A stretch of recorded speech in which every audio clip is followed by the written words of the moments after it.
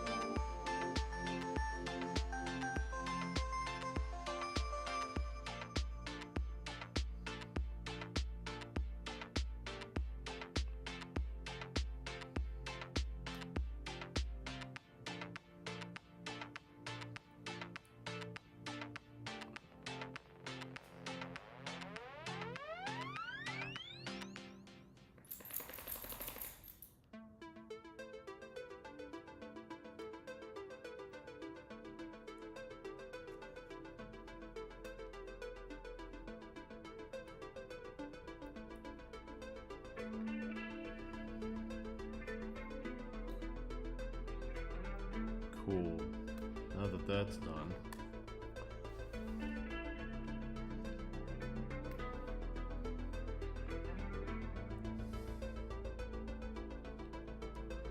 Oh, I'm not used to this. It's been so long.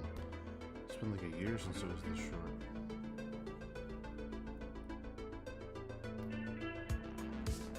Gotta wake up. Gotta wake up, chat. Gotta wake up. Gotta wake up. Gotta wake up.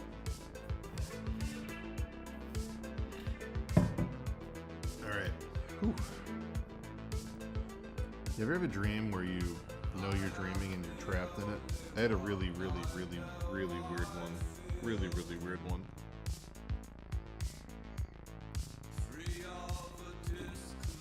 Thanks, Riley. My nephew was hugging me and saying, "It's okay, it's okay, it's okay." And I was like, "It's not okay, I gotta wake up, it's not okay." And I was freaking out. And he was hugging me and going, "It's okay, it's okay." And I was like, I started to like freak out and cry in the dream. And I was like, "It's not okay." And he was like, "No, it's okay." And I just stuck like that. It felt like I was in there for like a day. I hated it.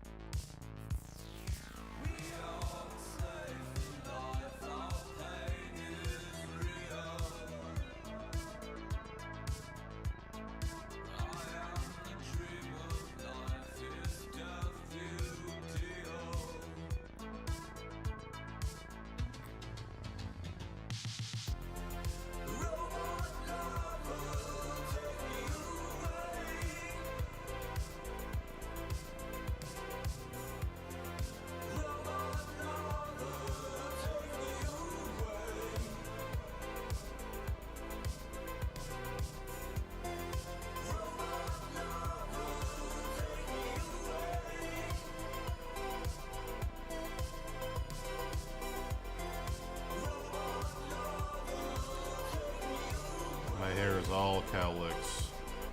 I have cowlicks in my mustache. Barbara said that to me yesterday. She was like, "Do you have cowlicks in your mustache and your eyebrows?" I was like,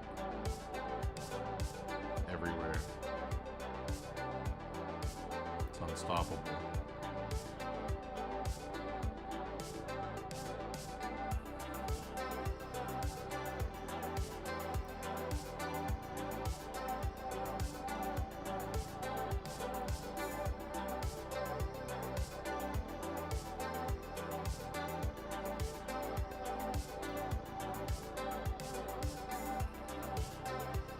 What do you guys think?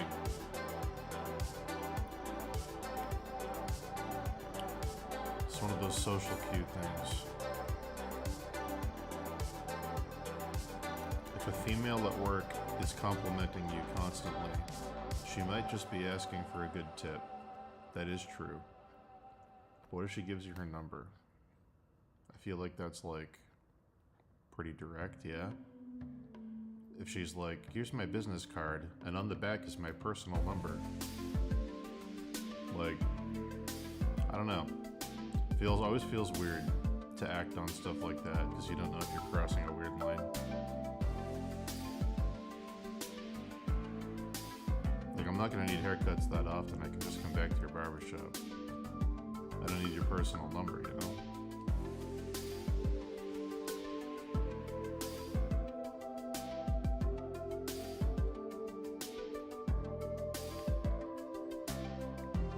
Who knows, chat?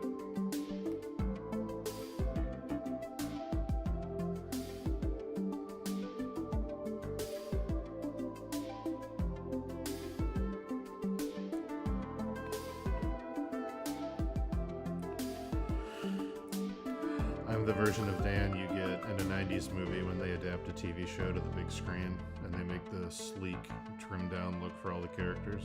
That's me. I'm movie Dan.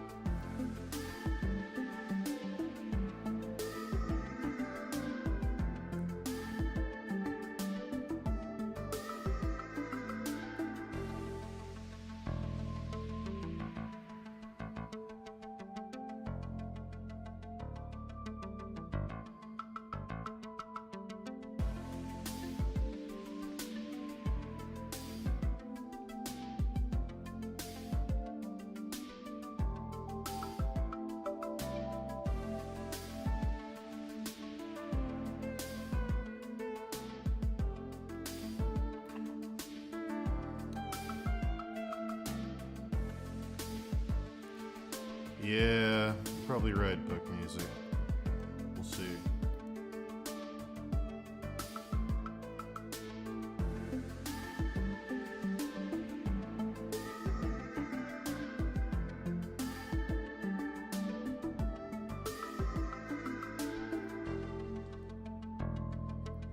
But book music, you get hit on at the coffee shop and stuff all the time, so you'd be a pretty good person to ask. Heard the stories.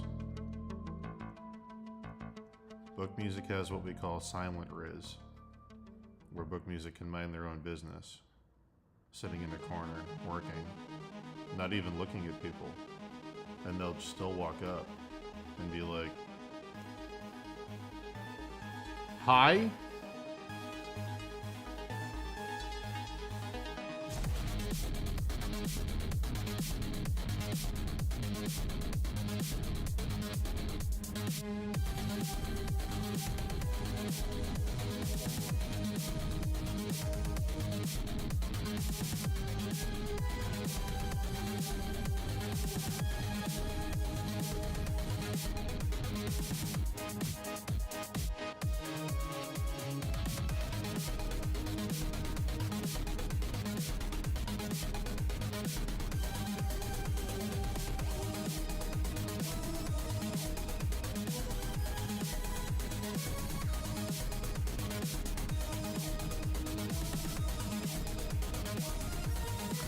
Oh no!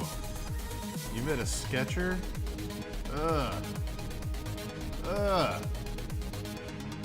A sketcher in a town with an art school? Cliche. Cliche. Guys, I met yesterday when my power was out all day. I went to the dog park. New dog park over by the barber I used. And I met a legit movie character. Like an 80-year-old man. And he was like, My name's Salvatore Romano. And I was like, this is gonna be good. And he was like, you ever been to the North End in Boston? I'm like, yeah. You ever have a meatball? I was like, look at me, dude. I've had many meatballs. And he was like, 75% chance any meatball you had from the North Shore to Cape Cod is my recipe. Back in the day, they called me the Meatball King, Salvatore Romano. I was like, this is either true or you have an amazing sense of humor for an 80-year-old Italian guy. He just went on and on and on and on about all the restaurants he owned, all the stuff, all the meatballs he made. And I was like, all right, Salvatore Romano. Back in the day, my uncle, he had the only deli on Hanover Street in Boston. He had a billiards table and he had a jukebox, and kids would come from miles just to hang out there and eat his veal cutlet sandwich. It's the best sandwich you ever had. They don't make them like that anymore, let me tell you. I was like, tell me, Salvatore Romano. Tell me.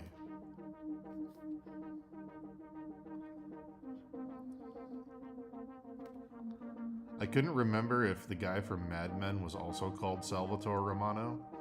I think his name was Sal, right? The one in season 1 who gets outed for being gay. And it's like a whole, it's the 1960s, you can't do that.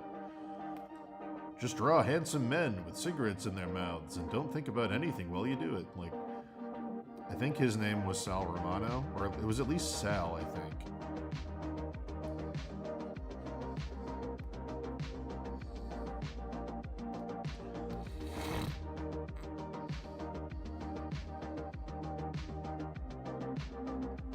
Oh, that's True Book music. There's a non-zero chance. Oh, let me turn down my music. Hello. I think that's because the last stream we did was talking with somebody and I turned them up. My mistake.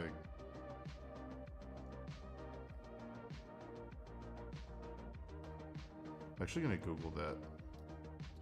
See if that is the Mad Men character.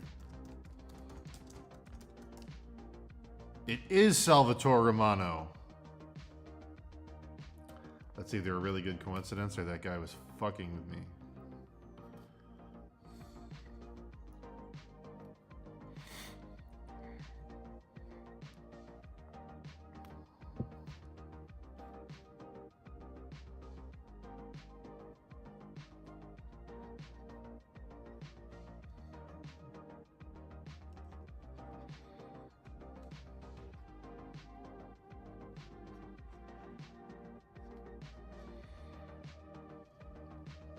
He did, he escaped the TV.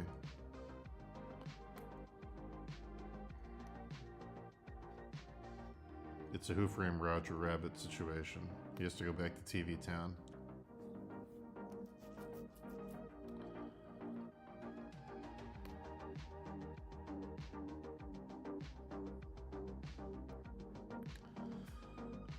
Chad, I have an update to the Gentle Giant story.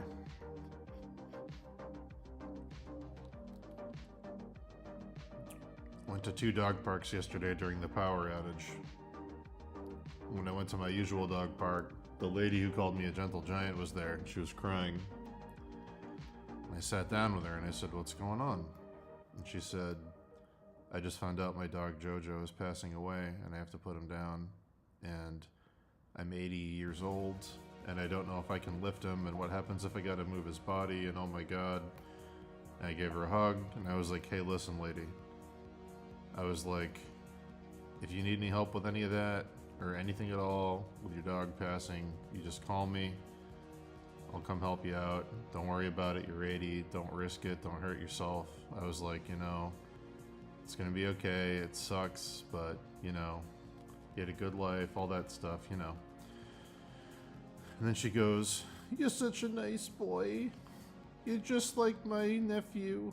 My cousins, all of them on that side of the family, they're all gentle giants. You're such a gentle giant." And then she added a little sting, some new flavor. She goes, Everyone on his side of the family, the gentle giants, they're all easily over 300 pounds. But we can't hold that against them, you know? They're still good people. And I stood up and I said, oh my god, is it 4:30? I gotta go. I gotta go babysit my nephew. I just lied. I just left. I was like, oh no, look at the time. And then I gentle gianted right out of there. Easily over 300 pounds. But they're still good people. You can't hold that against them. Couldn't do it. I couldn't sit there. Had to get out. I was like, maybe I can't lift up your dead dog for you. Because I'm such a, you know, I'm so big. It might snap my knees. That extra weight. I'm just kidding. I'll help her out, obviously. She's a fucking sad old lady whose dog's dying. But come on. Come on. Anyway, I thought you guys would like to know the sequel to the Gentle Giant saga. Is it the final one? Could be. We'll see.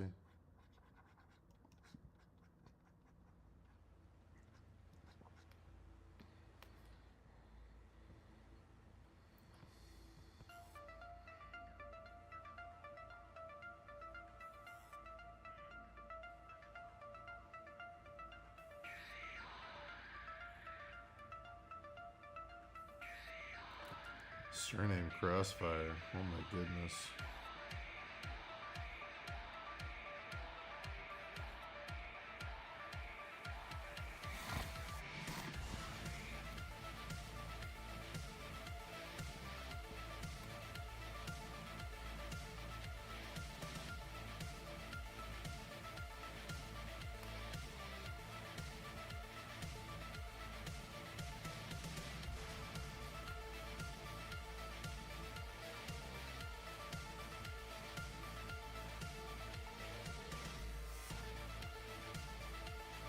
Here's my logic. Roger Rabbit is on cartoons, so he's a TV character. But he lives in a town that's only for cartoons. So maybe if the guy from Mad Men escaped, there would be a city for only TV characters. I haven't seen that play though, so you're probably correct. I'm gonna defer to your judgment. I don't want to hear fucking cringy vocals. I don't want to hear it. I don't want to hear it. If you're going to throw cringy vocal songs in this mix, I can't listen to it. I refuse. Alright, there we go. I don't want to hear some lame dude whisper screaming like my fucking roommate used to do while he did the dishes going, "It's my words when you call me dog." I don't want to fucking... Ew. Ew. No. No.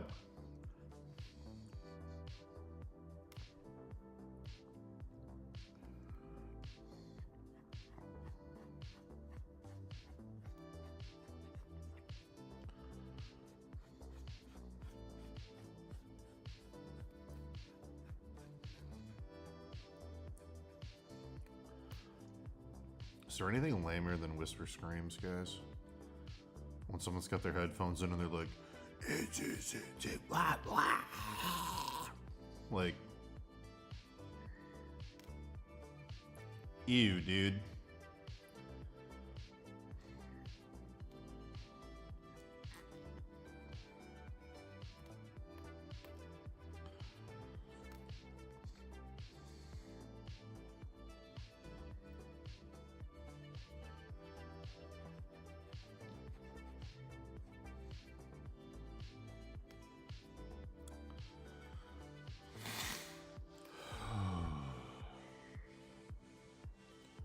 I feel so naked without my hair. There's no curtains in my peripheral vision. I can see so much.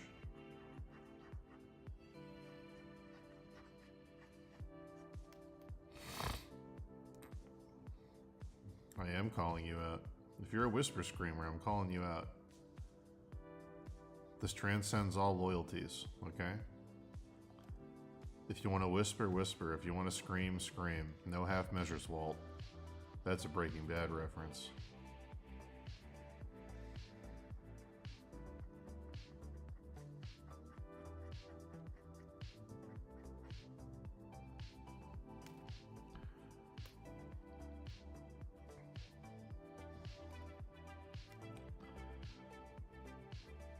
If you had a whisper scream, well, I guess you're not that angry, so why are you screaming?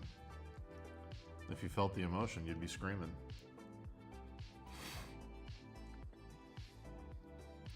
Whisper screaming is just admitting you're a poser. You want to pretend you have the rage, but you don't want to commit to it. You don't want to make a scene. You don't want to bother anybody with your anger. Poser!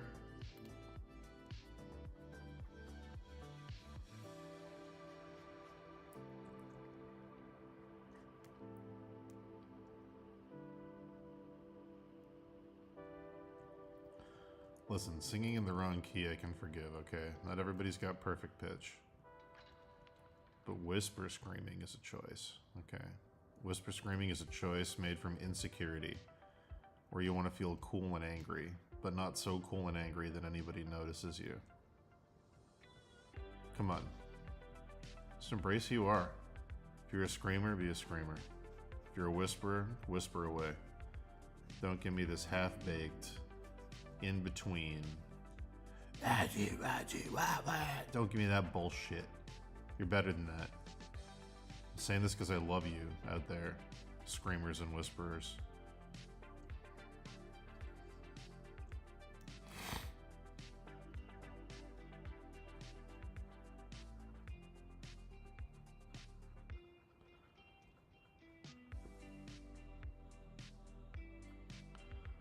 Pitch recognition gives me PTSD flashbacks to when I worked in a recording studio and we had to do mandatory Golden Ears training where they'd go, "Welcome to Golden Ears, the pitch recognition course. Identify this note. Boop.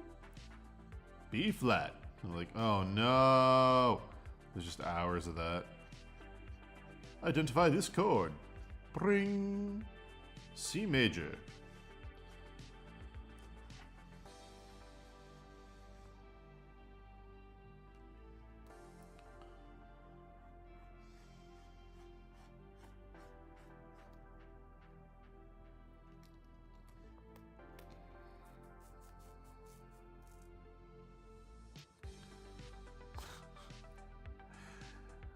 I would be the worst life coach.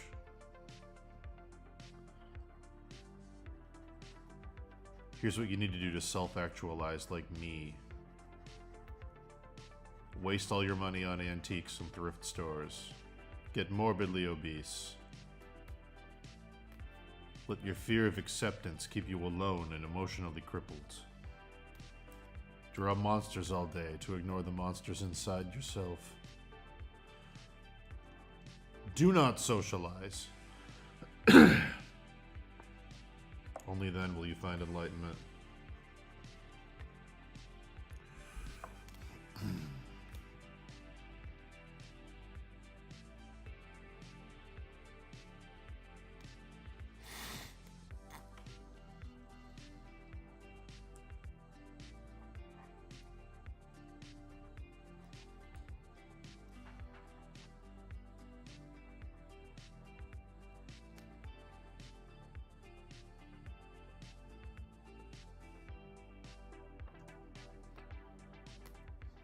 Me and Dave were talking about making a podcast called Success, where we just talk about being successful, but not actually quantifying what that means.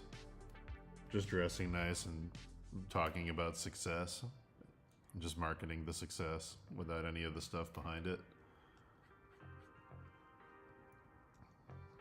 I think it could work.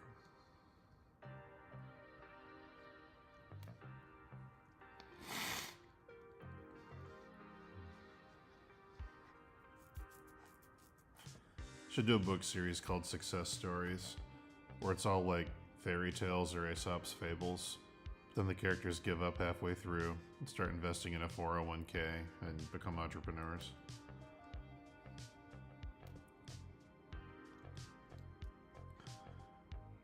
And then Aladdin rubbed the lamp and the genie came out for his final wish, and he said, "Never mind, genie. I'm actually going to Dubai to invest in cryptocurrency and start a startup. Airdropping things." Airdropping. I meant drop shipping. And the genie laughed and said, "Oh ho ho, Aladdin, you've learned the greatest lesson of all. That through hard work and the daily grind, you can achieve anything in our capitalist utopia." Oh, how have I not said this? Did anybody watch Fallout? Fallout was fucking incredible. Fallout was so much better than I thought it was gonna be. It was great. I don't know if the rest of the season can match how good the pilot was, but that pilot was fucking incredible.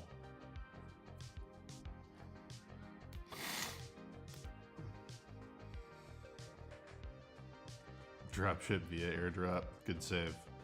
That's what I meant the whole time. Fallout was so good. I fucking love what they did with the Brotherhood of Steel. The Brotherhood of Steel stuff was great. Where they lean into like the weird Warhammer-y cultish stuff. Like that was so cool.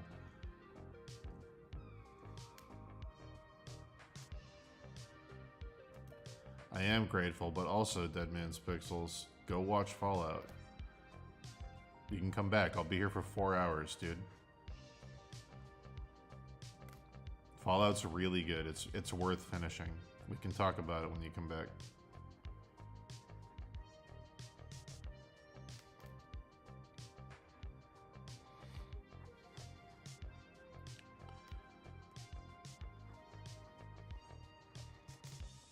I really hope. I haven't looked at reviews and stuff yet. I really hope people like it because I want more of whatever they're doing. It feels like the most one-to-one video game adaptation of anything. It's not a spoiler stream, no.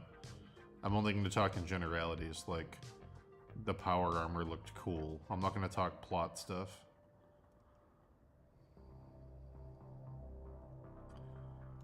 You know what's funny, book music, is I never finished the terror show. I got to the part where the monster shows up, and I was like, that's not my monster. And I gave up. Should I finish it? I'm assuming the rest of the acting's all great. I probably should finish it.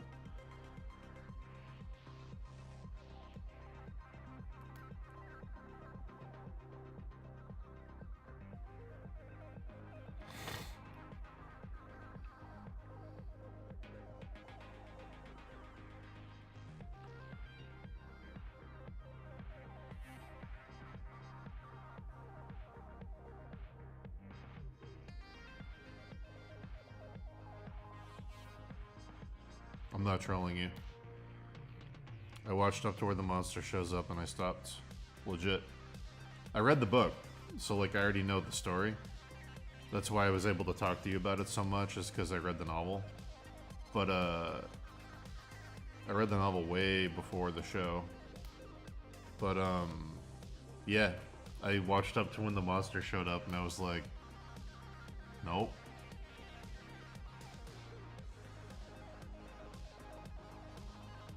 I was like, I'm pretty sure that's just a polar bear.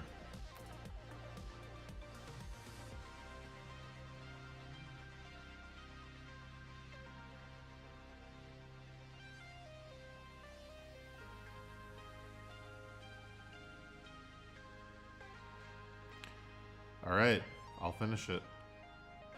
I promise you.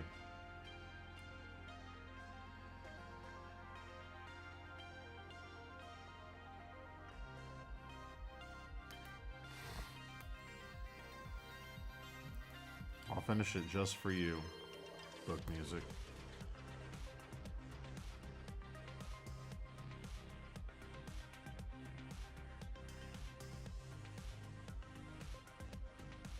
I would love that, actually. That might be fun. Oh my god, that should be another podcast you do. should watch period pieces and talk, like, do like the commentary tracks and talk about all the historical inaccuracies of like weird things. Oh my god, you'd be very good at that, book music.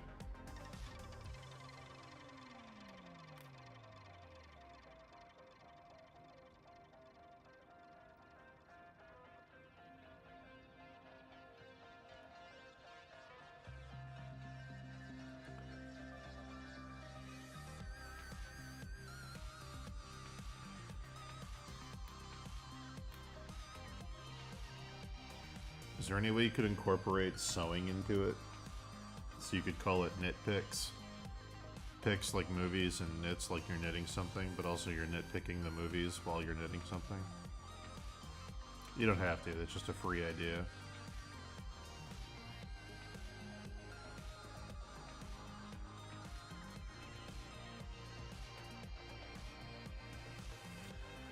Terror episode would be great. I would love that. What's up, Chase?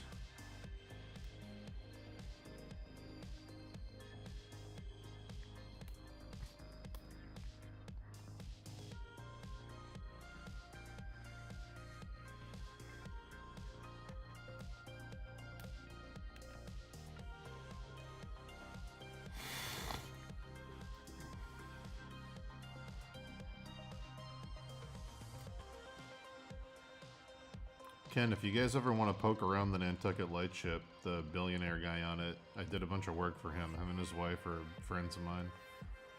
If you ever want to do an episode on the Lightship or something. I forgot to mention that.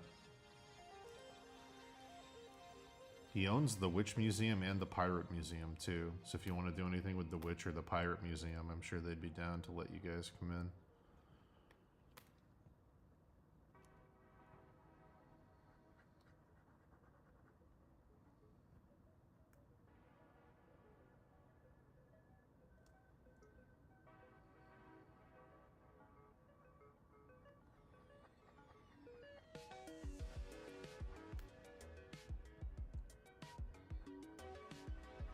Probably let you do an episode live from the Pirate Museum, honestly.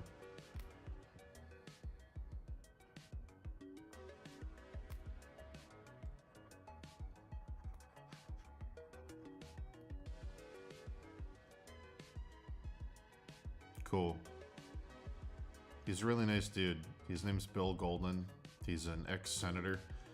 He's one of the founding members of the EPA, which is a pretty big deal here in America. Yeah, he's a very accomplished guy. Super nice man. I designed a bunch of branding for them because they're turning the Lightship into a thing.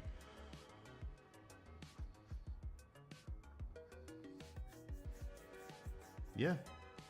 He'd have you out on the boat for dinner anytime, as long as he's docked in New Bedford. He goes between Boston and New Bedford. Me? What about the Oz books? Yeah, we could do that. Anytime.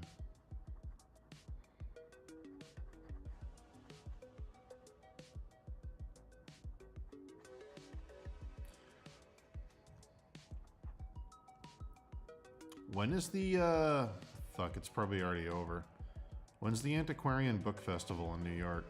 Is it already over? It's usually in April. We should go to that if we still can. I think you guys would lose your minds. I'll drive if you want to go. If you guys want to do it, I'm happy to drive.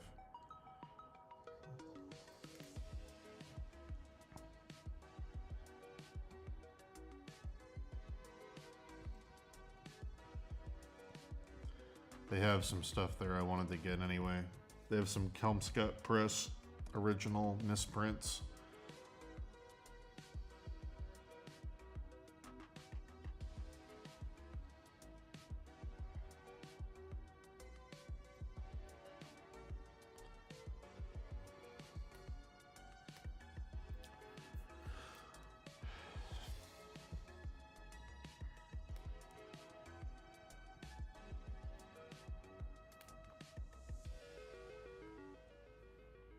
Check actually. New York Antiquarian Book Festival. Shit. April 4th to 7th. We just missed it. Oh, man. We just missed it. Wait. Maybe we didn't. Hold on. What year was this? 2025 is 3rd to 6th.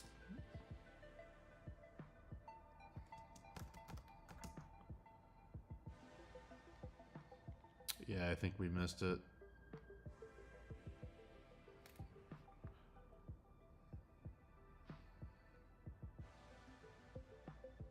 Yeah, we missed it. Shit. Next year. Next year. You guys would love it. We gotta go.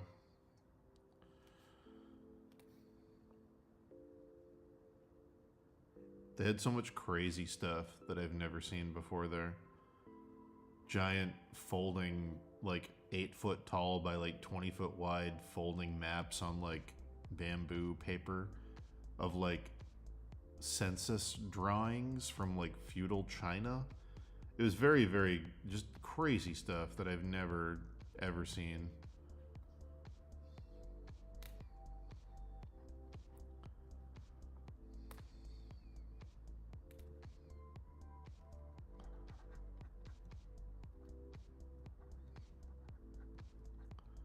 Oh, you'd love it too, Book Music. There's a dealer there who only has historic erotica. And some of it's like very risque and very not PC because it came out in like the fucking 20s and 30s. You know, novels from like the 40s where it's like, oops, I like a black guy. It's just like really, really not culturally okay books. But they have all of them.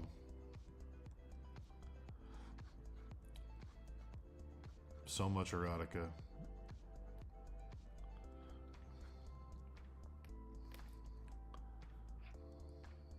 Whoops, I Kissed a Man, the famous novel from 1934.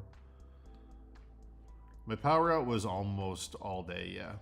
It came back on in the night, but as far as I can tell, I didn't get a clear answer. Someone hit a pole, and the power line came down. Someone crashed into it, and there was a team of people working on it most of the day. So I just left, got a haircut, visited a few dog parks, did some shopping, you know.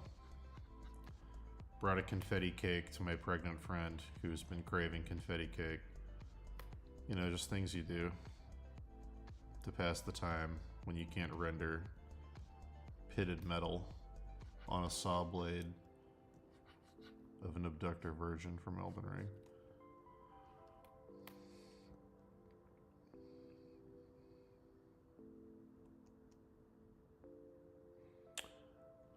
Yeah, they have a lot of the Little Annie, Fanny, Frank Frazetta comics that are like that.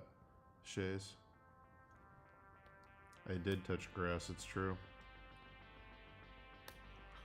Well, Book Music, here's the thing. I would never force you to come to New York City, but here's the thing.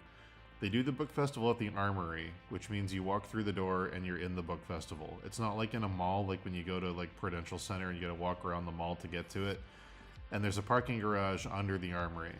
So you can literally drive to New York, park, walk upstairs, be in the festival, and then leave. You don't have to be in the city at all.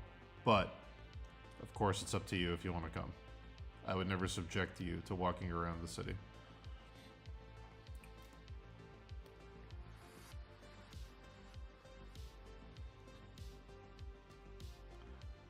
Typically, when I go to the New York Antiquarian Book Festival, I go in, I get stuff, I pack it in the car, I stop at Two Bros Pizza and Milk Bar, and then I drive home.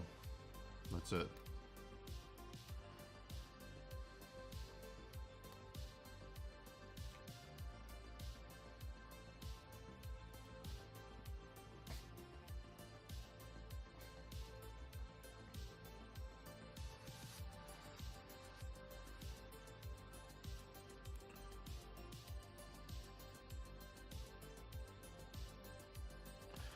Honestly, other than food and like museums. There's like, I go to New York for stuff that's visiting New York, like Comic-Con and stuff. Like, most of my friends who live in New York don't live there anymore, so I'm not like visiting people.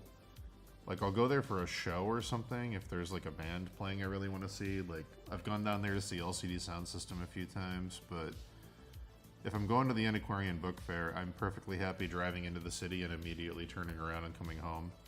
Because the longer that a valuable antique is in my car in the city, the more stressed I am that something's going to happen to it.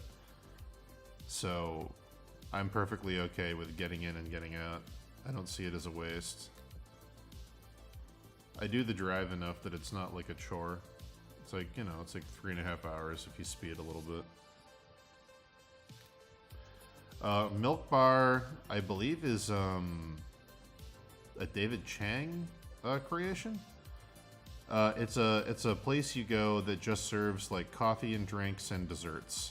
They just serve like big cookies and special cakes and things, but my brother's wife is obsessed with it. She loves this thing they make there, this famous thing called crack pie, and they make a confetti birthday cake that she loves.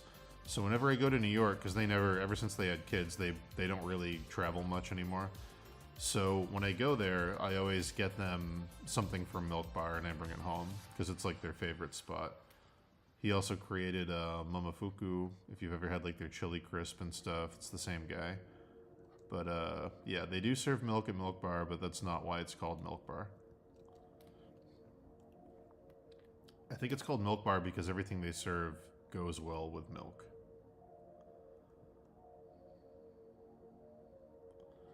That's my guess. I've never actually looked into it.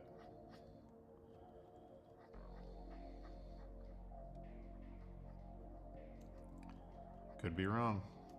Momofuku is great though, if you go to like the actual place.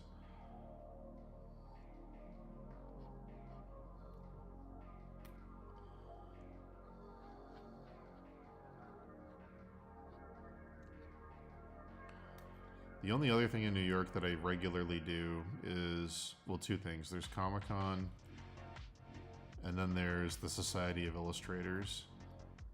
But that's usually only if they have an exhibition of something I really want to see. Occasionally they'll have like, you know, Frank Frazetta stuff or James Jean stuff or something hanging up.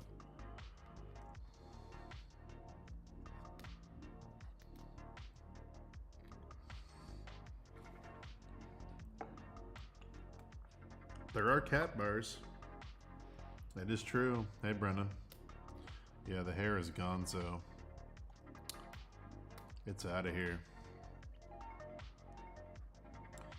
I think Dave's doing a stream tonight, so I'm streaming for 4 hours, then I gotta take a break.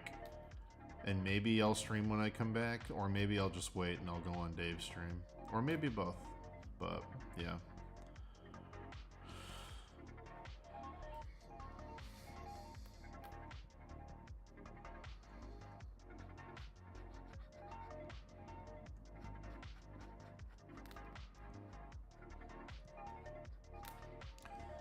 I'm gonna do this wheel. Grab the reference for this wheel. We'll do that.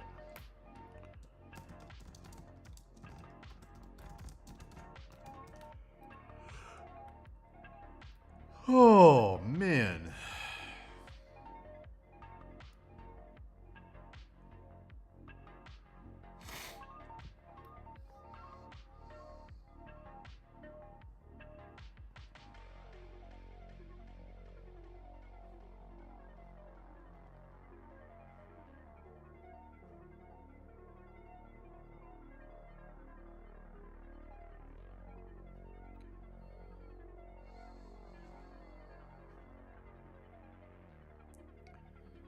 There we go.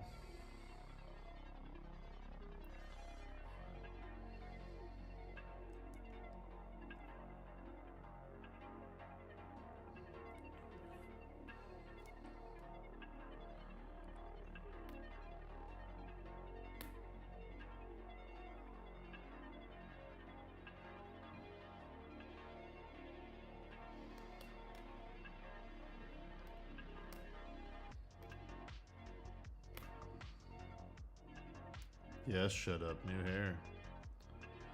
Do we still do critiques on artwork? Yes, we do.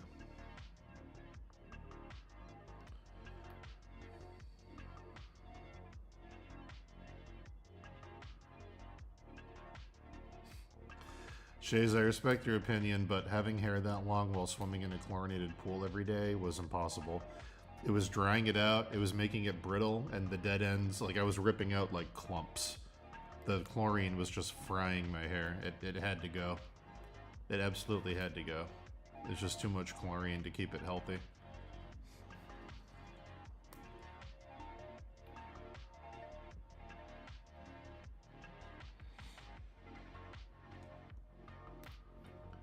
It was toast.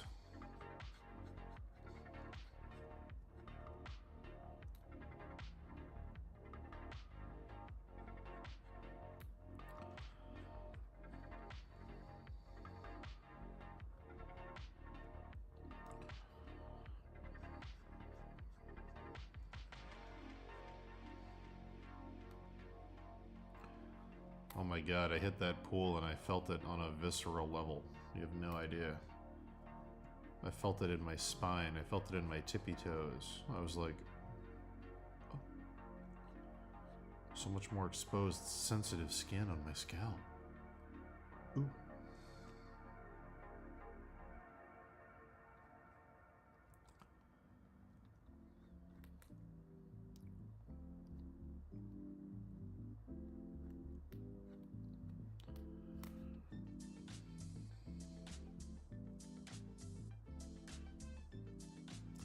An old guy at the pool did call me Poseidon. I don't know if I told that story. He had a really heavy accent, so I didn't know what he was saying. I got out of the pool and he was like, Poseidon! And I was like, Poseidon! I'm like, Poseidon, man, with the fork. And I was like, oh. You had to say with the fork for me to understand what you're saying.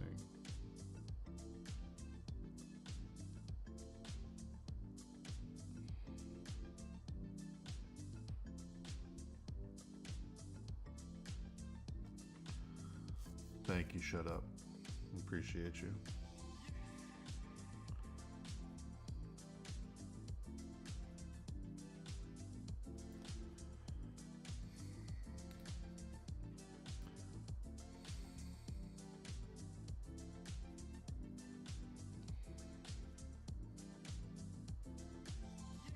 That's the old Greek pronunciation. In ancient Greek that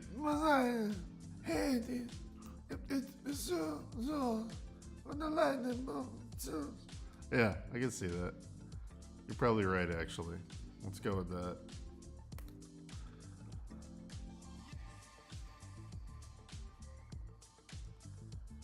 I worked with an old Greek guy at a pizza shop for years whose name was Christos. I fucking loved Christos. He had a very similar voice.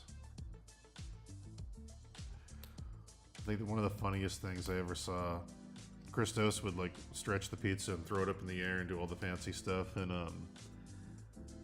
I only saw him fuck up once where he threw the pizza up and it came down and hit the floor and the toppings went everywhere. And he stared at it for probably 30 seconds doing this. Because I think he just hadn't fucked up in so long. He was just staring at it. And then he looked at me. He was like a 75-year-old Greek man. And he went, whoops. And then he walked out of the room, came back with a broom. Whoops. Like, I love you. I love you, you weird old Greek man.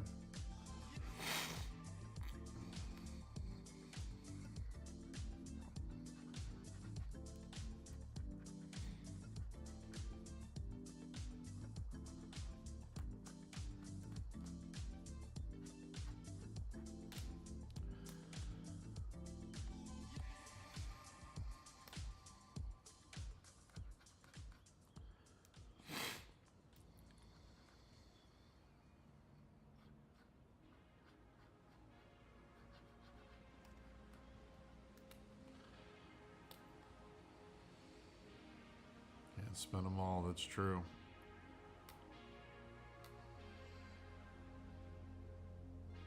It's true. Pretty sure he wasn't thinking about it that hard, but true.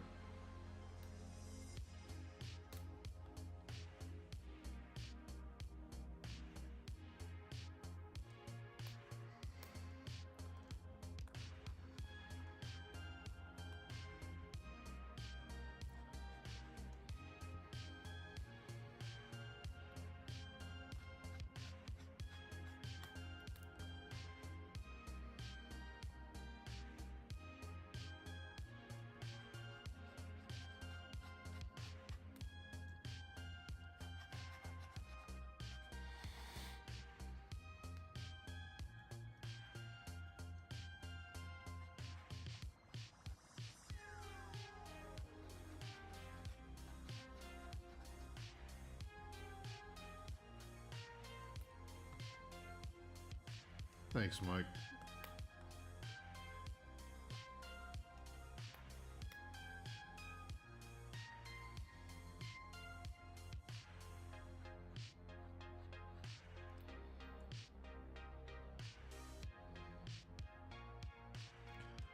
This is weird. There's like saw blades inside the saw blades, but they have like dimension.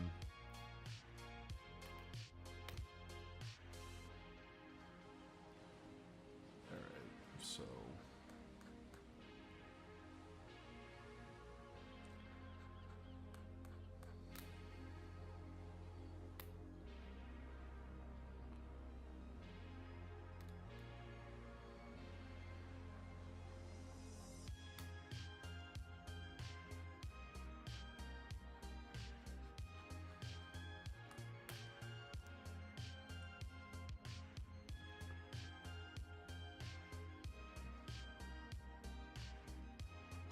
I might cut my beard even shorter. I'm not sure yet. I might cut it down to like here, but remains to be seen. I usually do my own beard, but the barber lady was really into doing it, so I let her do it. But I think I might cut it down a bit more.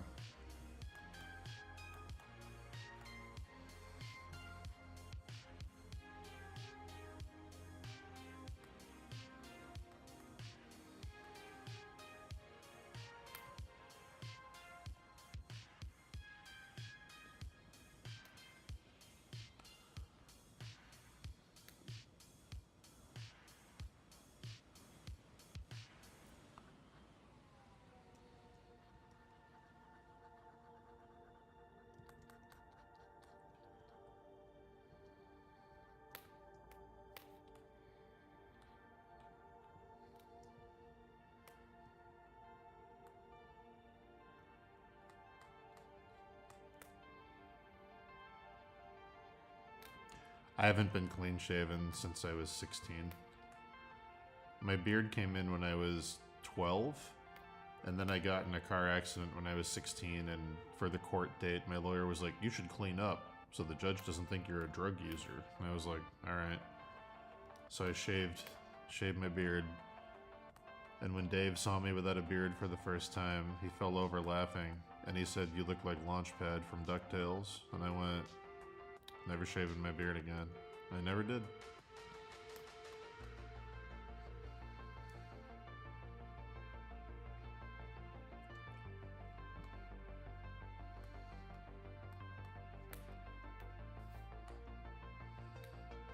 Yeah, my beard came in when I was 12. 8th grade, I remember it well. 8th grade, everybody made fun of me for having a beard. And then 9th grade, everybody thought I was cool because I could buy alcohol.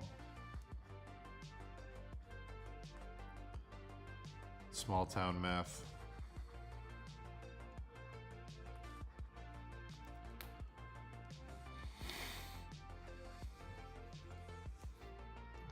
Literally never been carded in my life.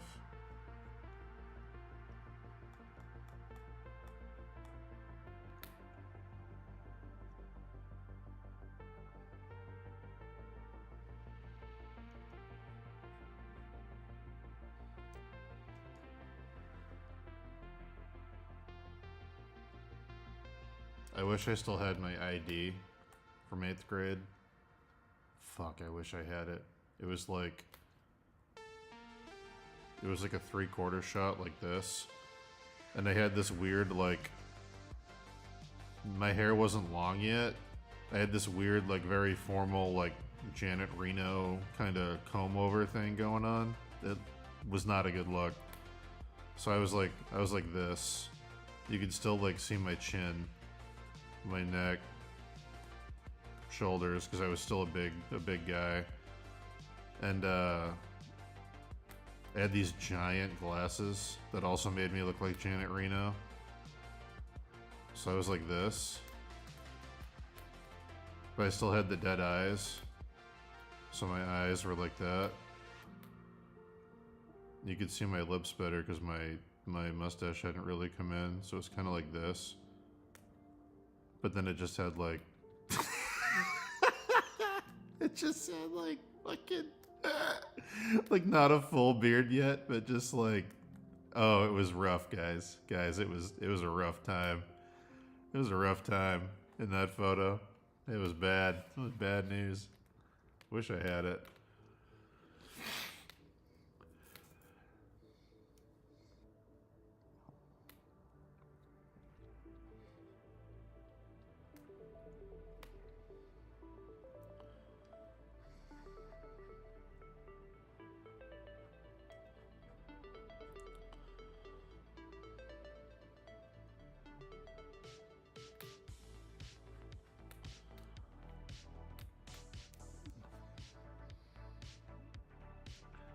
Yeah, I literally looked like Janet Reno. 100%. I absolutely looked like Janet Reno. Oh boy.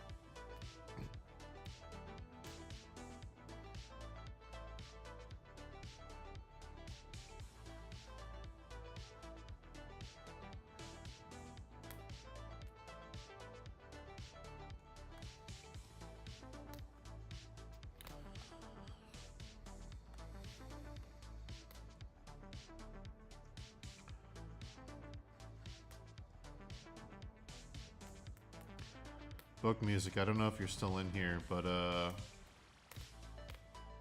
if you guys do want to do something on the lightship, Bill at the Pirate Museum, he's one of the owners of the treasure trove that came up from the Wida, because he was one of the investors in retrieving it. So if you guys want to do anything about the antiques they pulled out of the Wida, he could help you do that too. He's got like Black Sam Bellamy's gun and like the Witch of Wellfleet's ribbon and like a few other cool things that got pulled out of the wreck when they found it.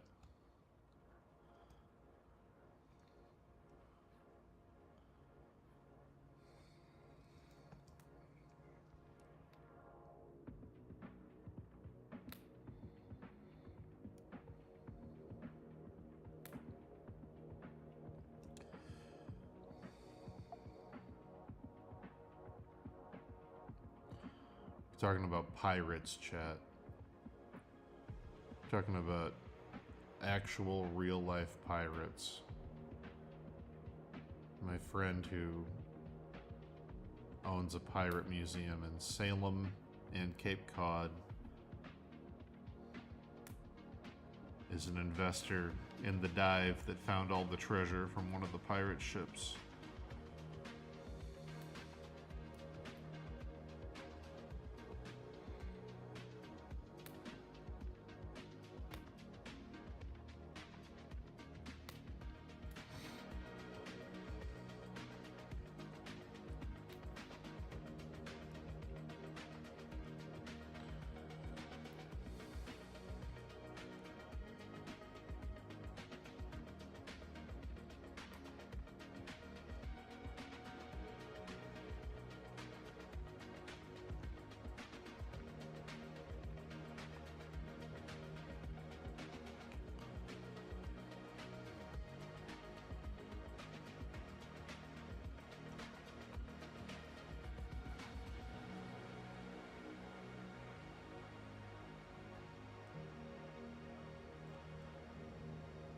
Yeah. The guy who lives in the Nantucket Lightship, Bill Golden, was one of the investors in the treasure dive for the Witta, and that's why he's a part owner of all the stuff that came out of it. So, if you want to talk about any of that, or the dive that recovered it, or go to see the stuff, I believe he has full access to all of it. He's like a historian on Black Sam Bellamy and the Witch of Wellfleet and all that. It's like his fucking life's cause, basically. That's like his whole thing.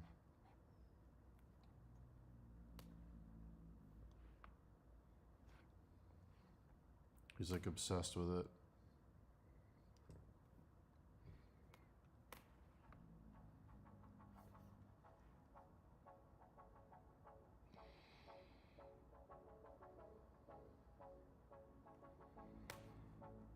Yeah, he's opening, I don't know if it's open yet, I think it is.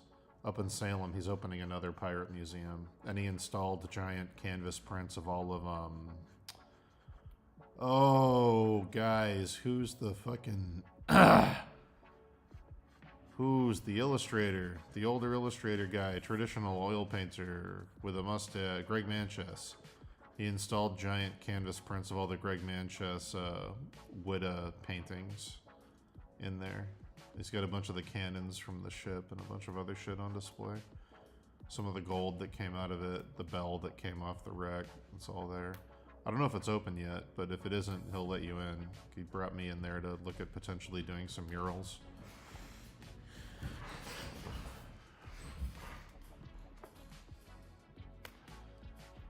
I was like, I could charge you $40,000 to do murals in here, or you could just take your Greg Manchess paintings that you already have and blow them up super huge and just mount them. I was like, I don't super want to spend 2 years of my life doing murals in here, and even though I love you, and it'll save you money, so you should just do that. So, that's what he did.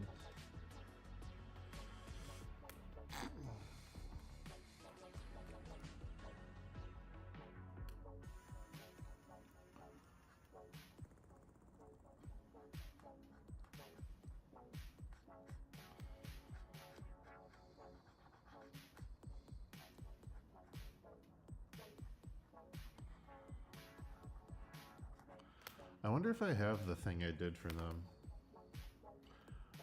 I've done murals before, book music. I don't know. Unless I'm like, I'll do murals in my brother's arcade, because it's my brother and it's video game stuff, but murals are a grind. Murals are like, you gotta like, honestly, if I ever do murals again, I'm probably going to just do giant paintings on my computer and print them out on canvas and mount the canvas to a wall and call it a mural. I don't know if I'm ever going to do painting on the wall, because like it just makes so much more sense to do them on your computer.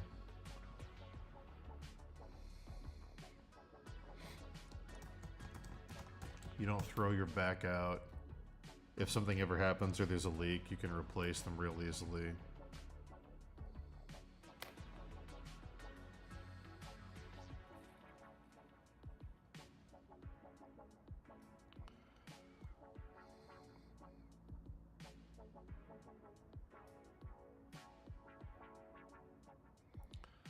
Let's see. Do I have this file? I do, I think. Yeah, I think I do.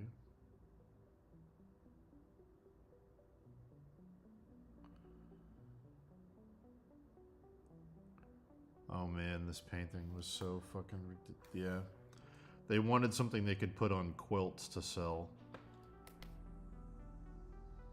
And we ended up doing this massive fucking image with like an antique map and a sailor's valentine of tessellating seashells and fucking birds and all kinds of wildness. But yeah, printed on it had to be super bright because when printed super dark on the quilt. But yeah, this took a while.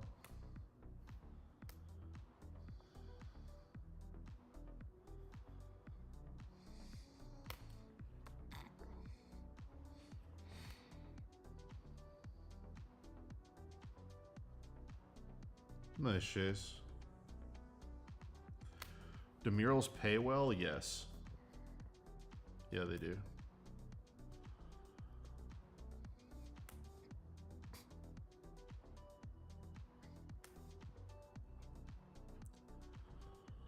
The problem with murals, if you're doing them as one person, they take forever. I highly recommend doing them on your computer, printing them out, and then mounting them to something, and then mounting that something to the wall. It's much easier.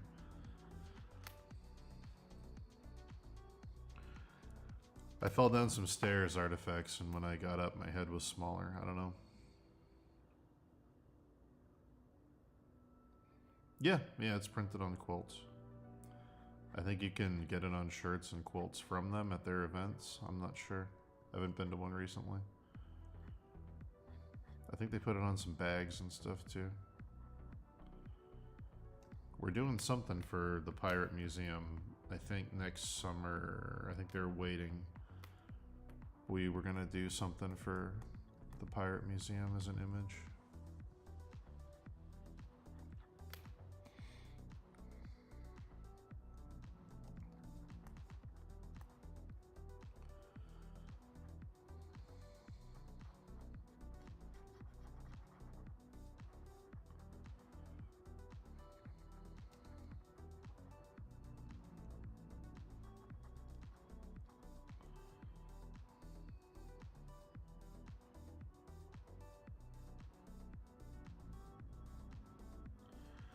I haven't done the arcade murals yet. My brother's still building his arcade and the walls aren't finished yet. When the walls are done, we're gonna do some murals. But it's literally, he's just gonna let me do whatever I want. It's just gonna be popular video game characters and stuff. It's fine. I might even hire out and collaborate with somebody on it just to save time. I'm probably gonna get all of Dave's video game prints and throw them up in there. His Castlevania one and his Sonic one. His, yeah. There's gonna be plenty of wall space to cover with stuff. For Christmas, I got my brother 100 of the Nintendo Power long form posters, if anybody's familiar with those. In the 90s, Nintendo Power magazine would always have a centerfold poster, and it would always be unique artwork for a popular video game that you couldn't get anywhere else, and it was like a 3-page spread. I got like 100 of those on eBay from some collector for him to frame and hang up in the arcade. Some of those posters are dope. The Mega Man X one, the fucking Prince of Persia one with the Katsuya Terada artwork.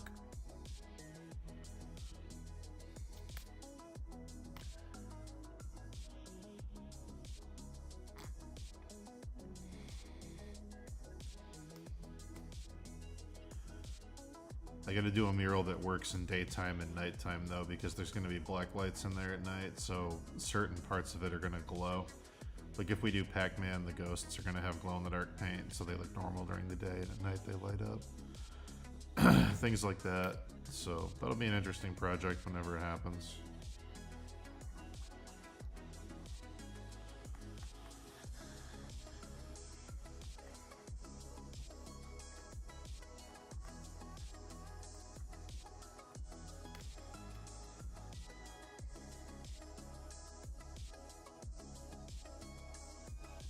Hey, Amalthea. Hello, hello.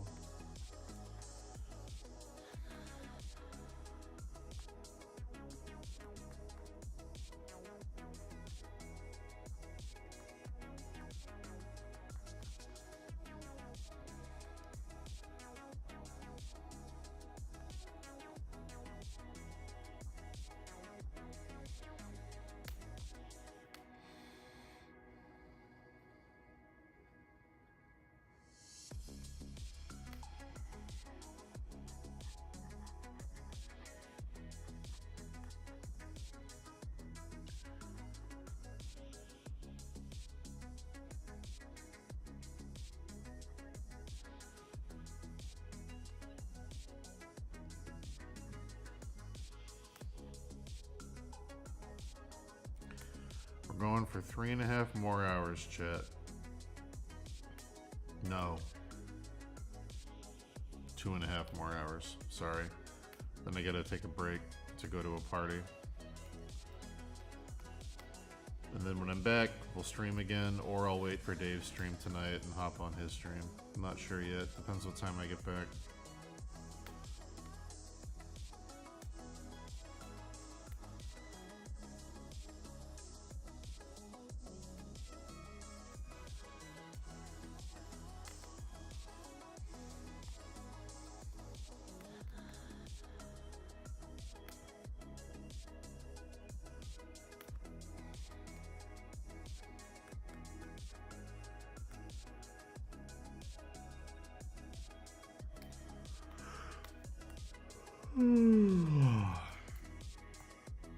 Sorry, chat.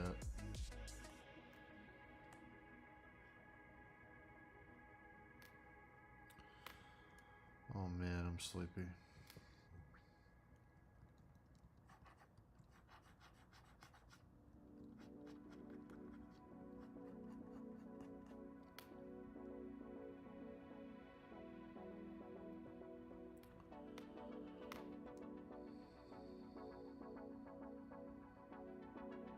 Tapestry, yeah.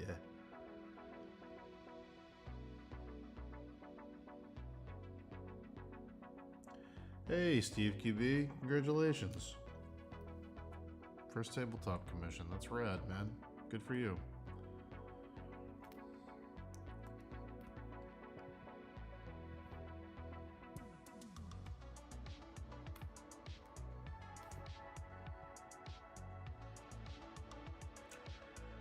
These are funny because even on the 3D model, these wheels can't rotate. I'm looking at it. These spikes on the 3D model are too big to cross under this underpass thing. That's really funny. I wonder if they just clip through. That's a super funny detail. I thought I drew it wrong, but I'm copying a reference.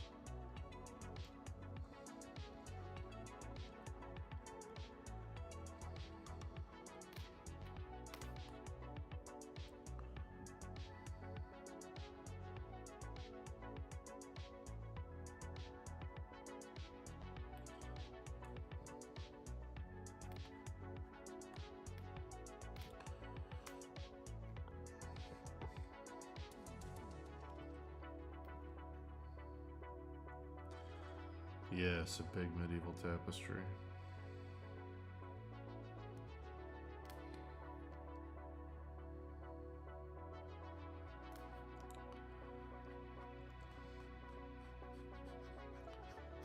My carpenter came over last night. We were hanging stuff up here in the studio space in the dark with flashlights because we didn't have any power. It was great.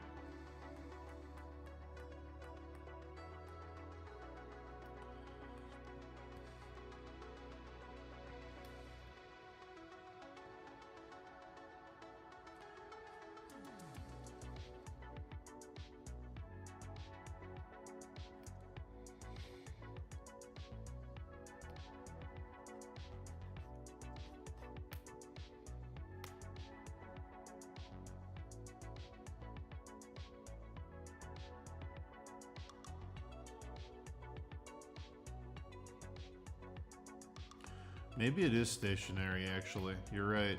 Maybe they don't rotate. I guess I just assumed they rotated because they look like wheels, but maybe they don't.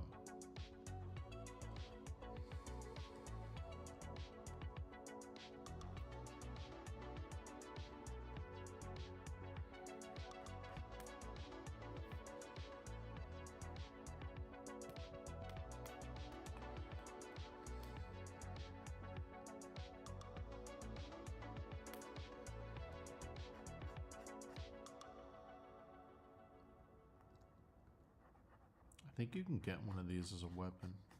I wonder if that one rotates.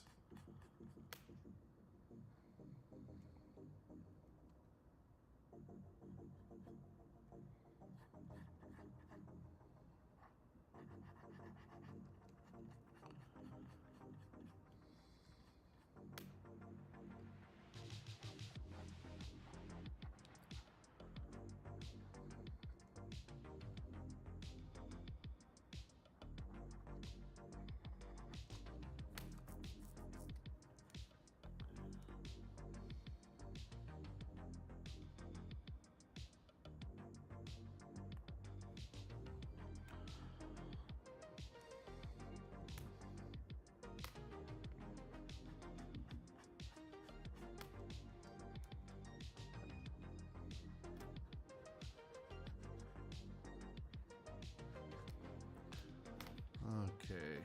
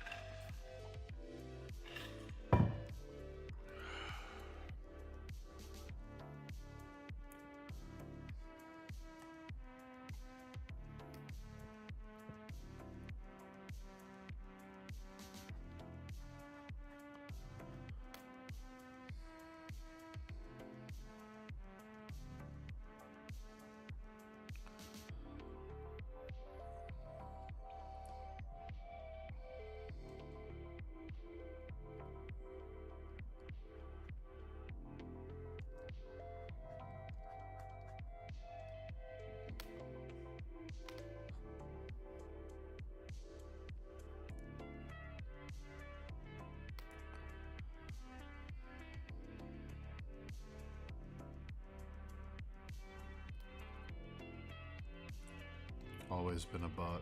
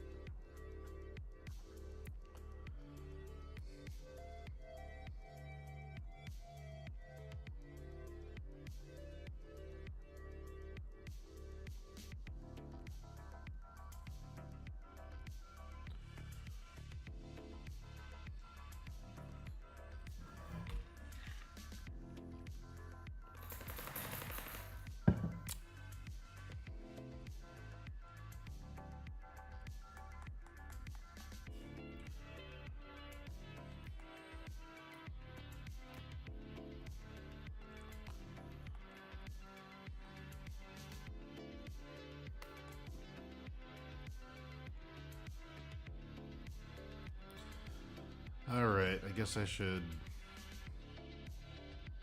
figure out this back end of this wrapped up pile of snakes.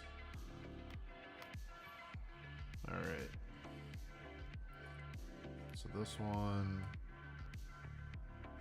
comes down further.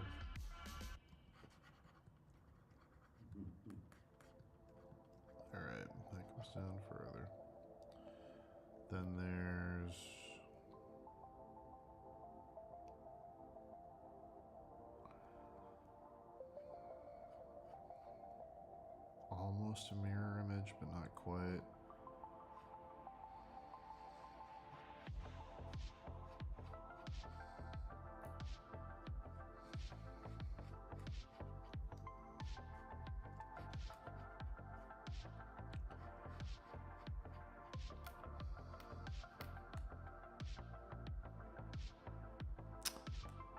That feels wrong. Even if it's accurate to the model, it feels wrong.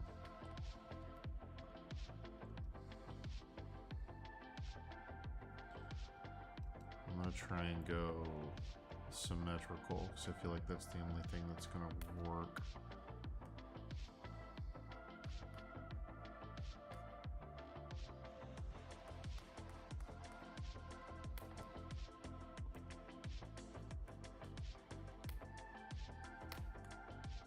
Yeah, that works better. I'll go with that. Now that we got more people in here, everybody watch Fallout last night? It was great. I was very surprised at how good it was. I guess I shouldn't be, based on what Amazon did with The Boys. But yeah, I was very surprised how much it felt like the game. I was like, oh, like this translates like almost flawlessly.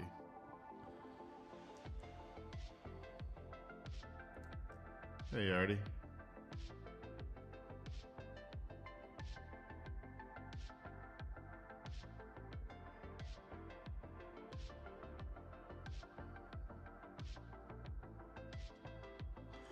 Is the main point of a story to keep people waiting to know what happens next?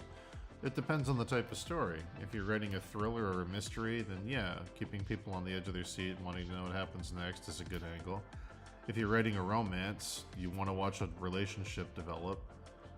You know, if you're writing a fantasy adventure, then it could be anything. It could be a sense of discovery, it could be a sense of exploration, just vibing in a world like Lord of the Rings isn't exactly, I mean, every story to some degree is a version of what's going to happen next because you want to keep seeing where it's going. But like Lord of the Rings and stuff is more like there's a grand overarching story, but the individual chapters you're reading aren't like super action packed. It's more just like living in the world and seeing and discovering the world alongside these characters. Yeah, I don't know. It's to be reductive. Yeah, every story is going to have some element of keep people engaged with what's going to happen next on a very, very base level. But there's a ton of different genres inside of that super structure, you know.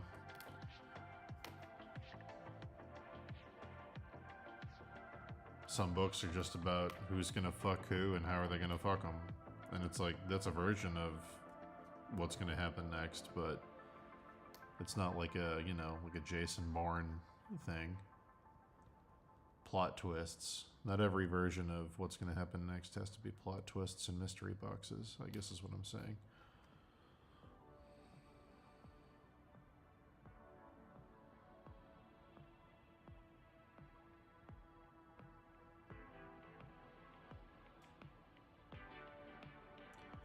The Fallout show was fantastic.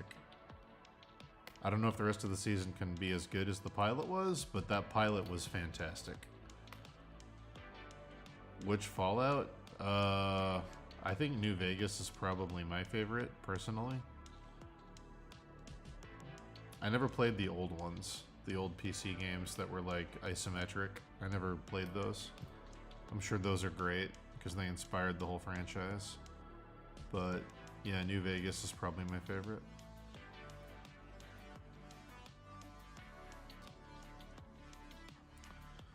Fallout 3 was really groundbreaking when it came out in terms of like doing a big, huge open world that looked pretty realistic and stuff. Like it was pretty insane at the time. But in retrospect, the game is very buggy, very incomplete, has a lot of flaws. New Vegas polished a lot of those flaws and took that kind of, at the time, groundbreaking 3D approach to an open world, you know, sci-fi thing. And basically like cleaned up a lot of the rough edges. So between the two in terms of not in terms of what they did, in terms of what they did for the genre. Fallout 3 is probably the most important one. But in terms of what you should actually play, like quality of the game today, I'd say New Vegas.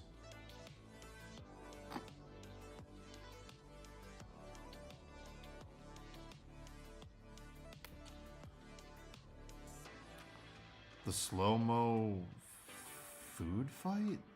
You're talking about...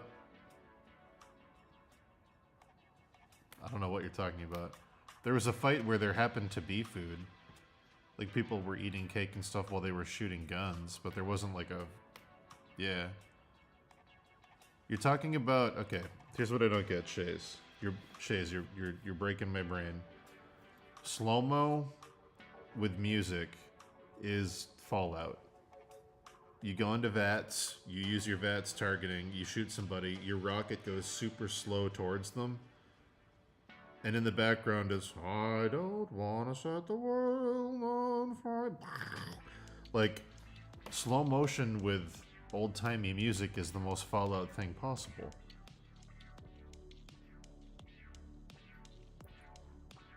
Like, I don't understand how you can have a problem with that. Just because there was food involved?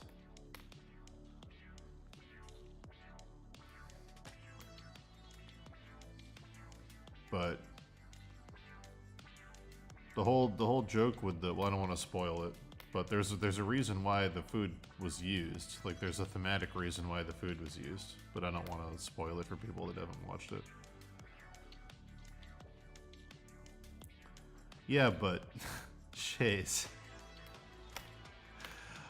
Fallout isn't popular today because the original isometric games were a worldwide sensation. Fallout's popular because Bethesda took those games and adapted them into open world 3D. The original games aren't what made the franchise a worldwide phenomenon. Bethesda is what made the franchise a worldwide phenomenon. You don't have to like Bethesda, but you have to admit that the only reason a TV show is happening is because of what Bethesda did with the IP. Like, the iconic stuff about Fallout that everybody knows today is mostly from Bethesda. I'm not a big fan of Bethesda. I think their game design sucks. I think they're very, very outdated in terms of what they do. I think a lot of their humor isn't necessarily great. But you have to admit that what they did for Fallout is what made it what it is today. Like, you gotta give credit where credit's due, even if you don't like everything somebody does. But hey, whatever. If you saw that they were making a Fallout show and you didn't expect it to feel like the Fallout games Bethesda made, I don't know what you were expecting. It was always gonna be that.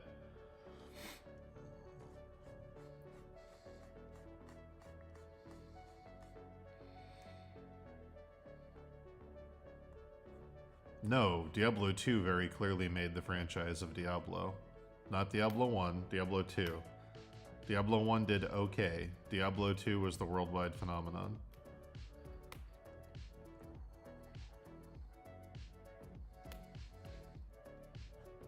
Each game in a franchise, there's always one game in a franchise that's the turning point for the franchise, always. For Final Fantasy, it's Final Fantasy VII. For Fallout, it's Fallout 3. For Diablo, it's Diablo 2. But yeah, there's always a game that's the turning point. For Elder Scrolls, it was actually Skyrim, even though I think Morrowind, it was like kind of popular, then Morrowind was a big spike, but the spike of Skyrim like destroys the spike of Morrowind. Even though I think Morrowind is a better game, you can't argue with the fact that Skyrim is what threw it into the stratosphere.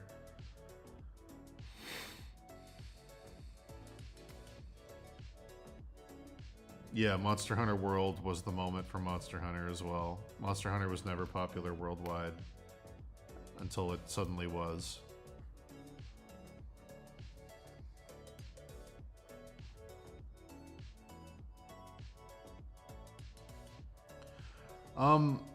Oblivion was mostly it sold better than Morrowind, but it didn't redefine the franchise the way Morrowind did. It was mostly riding off of that with some changes. The reason Oblivion was so smart is because it was riding off the Lord of the Rings movies hype. They were like, we're gonna make an open world fantasy that looks very European and looks very Lord of the Rings intentionally. That's why there was a lot of like fire and stuff. They were like, we want this to very intentionally. We want to ride off the critical success of Lord of the Rings, and yeah, that marketing plan worked wonderfully. There's a reason all the Oblivion stuff looks like Mordor.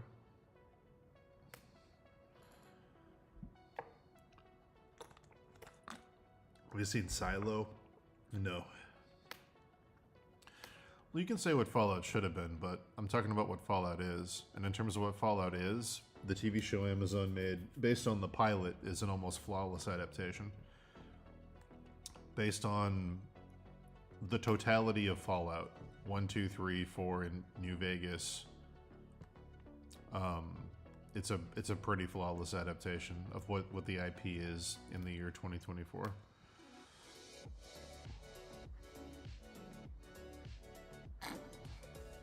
There was stuff in that pilot I wouldn't even have thought to put in, and I was like, oh, this is so smart.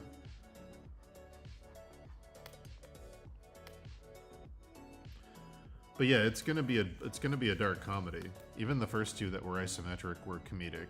There was always a funny element running through Fallout. It was always sarcastic and kind of tongue-in-cheek.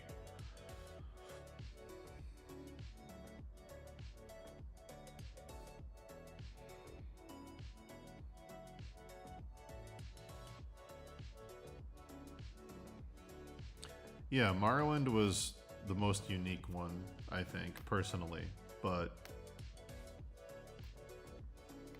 there's no arguing that Skyrim is the game in that franchise. Even if I don't like it.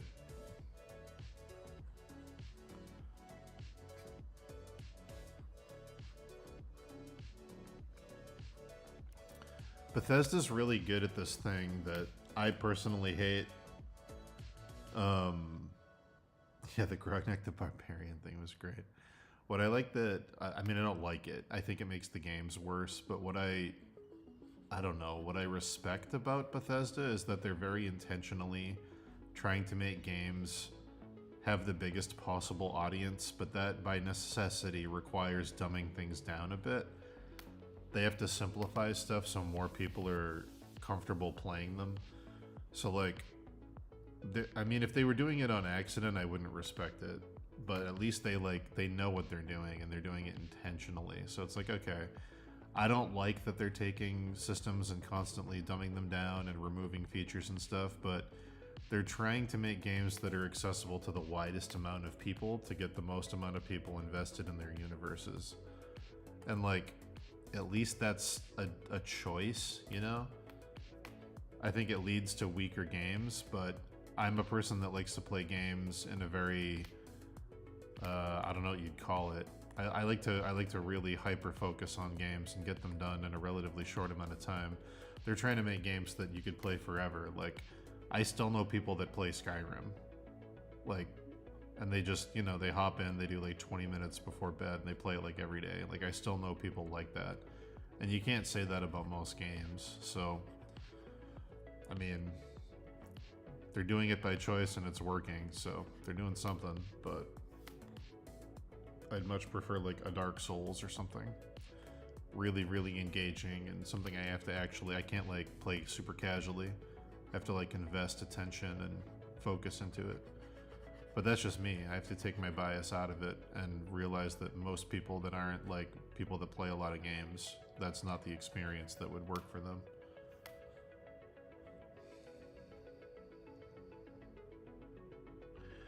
Yeah, the problem is that they've been rewarded for buggy games. People don't seem to care, so they're not going to fix them.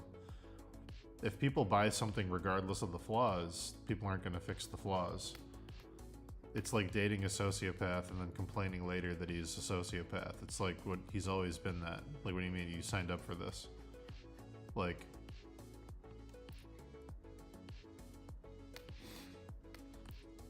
yeah, they're not gonna, as long as they keep having best-selling games, they're not gonna fix the bugs because they don't, you know, it's not affecting their sales, so why would they? I personally think all their games are boring, me personally, but I know other people disagree with that, so it's just a personal bias thing for me.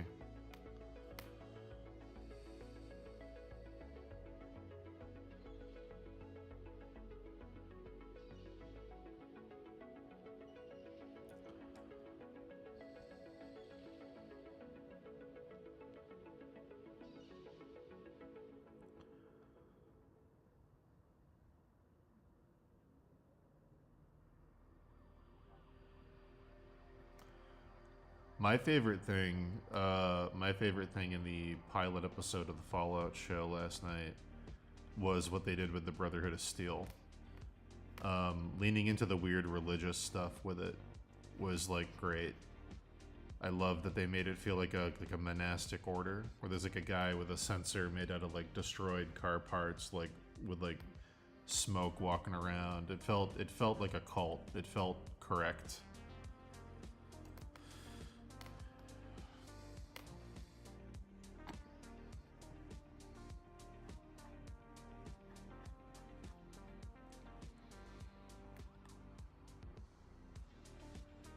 Yeah, it felt very 40k. Felt extremely 40k.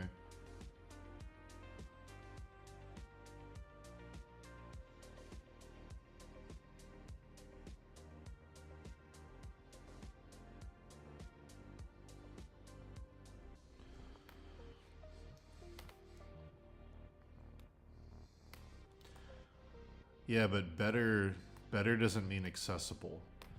Skyrim's always going to sell more than The Witcher, because in The Witcher you have to play as Geralt. You have to. In Skyrim you can make your own character. You don't have to invest in someone else's story.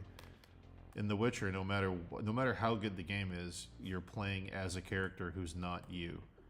In Skyrim, people can make up their own thing, so it's always going to be more accessible. Just from the jump, it's always going to be more accessible.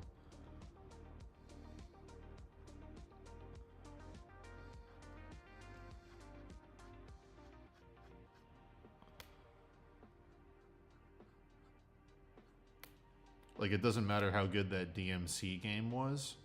I hated the redesign of Dante, and I never played it.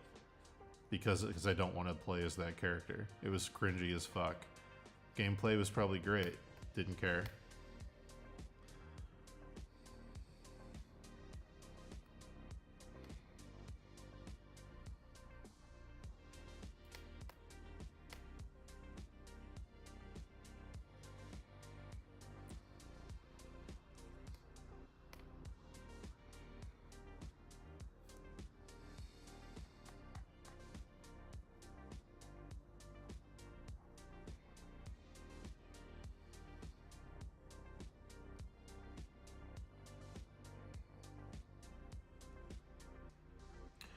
How would I compare Dragon's Dogma to a Bethesda game?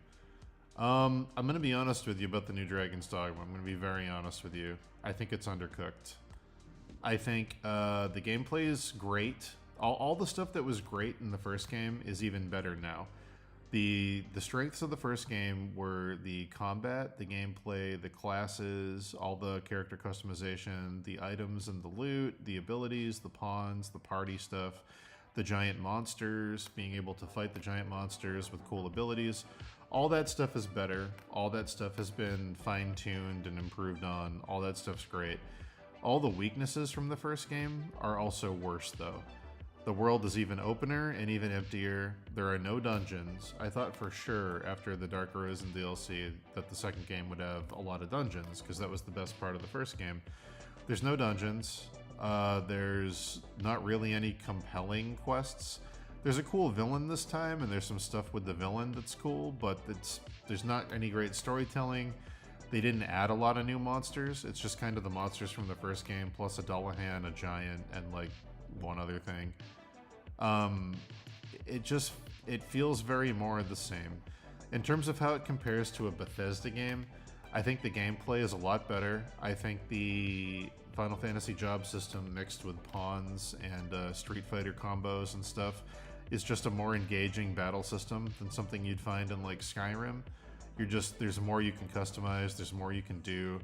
The hits feel punchier, the impact feels heavier, the spells are way cooler, there's no doubt. Being able to create an earthquake or a fucking tornado or call meteors out of the sky, like all the magic is way better. But Skyrim's world design is probably a little tighter. There's more cities to visit, there's more lore, there's more places to go, there's more people to meet. Even though I think Skyrim's a very boring game, it has more variety than Dragon's Dogma 2. Like, it just does, like on paper. There's not really a way to argue against that. It just has more stuff to see, more places to go. I think if Dragon's Dogma 2 had a bit more of world and a bit more story and definitely more monsters, I think it would be a really, really complete vision of what the first one was trying to do. And maybe they'll do that in DLC, I don't know. But for me personally, Dragon's Dogma is funner to play than a Bethesda game because the combat and the moment-to-moment action is more entertaining. There's more cool stuff you can do, and the stuff you're doing feels really good to do. But 100% Bethesda games have way more shit in them. Like, I don't know. Dragon's Dogma the world feels very hollow.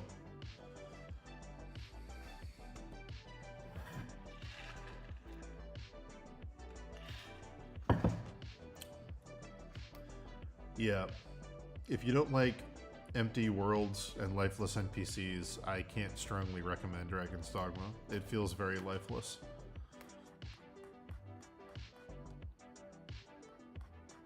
If you like really awesome visuals, really great music, really awesome combat, and cool exploration, like finding awesome weapons and things, I think it's a great game in those regards. But it's not super believable with the NPCs or anything. It feels very, I don't know, very lifeless.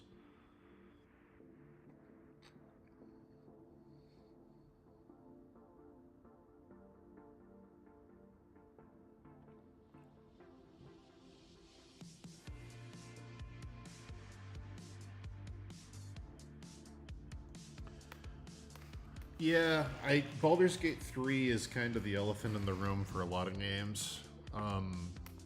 Baldur's Gate 3 just kind of, in terms of character development, world design, engaging side quests, NPCs, it set the bar to a standard that most people aren't going to hit. I think Capcom could have done more because they're Capcom. I think, if I'm being honest, I think they just didn't really care about Dragon's Dogma 2. I think Itsuno wanted to make it really badly, and they were like, well, we got to keep Itsuno happy. But I don't think they gave him a ton of time to make it, and I don't think they gave him a ton of budget. I think start to finish, they released the game in a couple years, and I think, yeah, it wasn't like a... You got to keep in mind, Baldur's Gate was a 10-year project, I believe, with a crazy budget.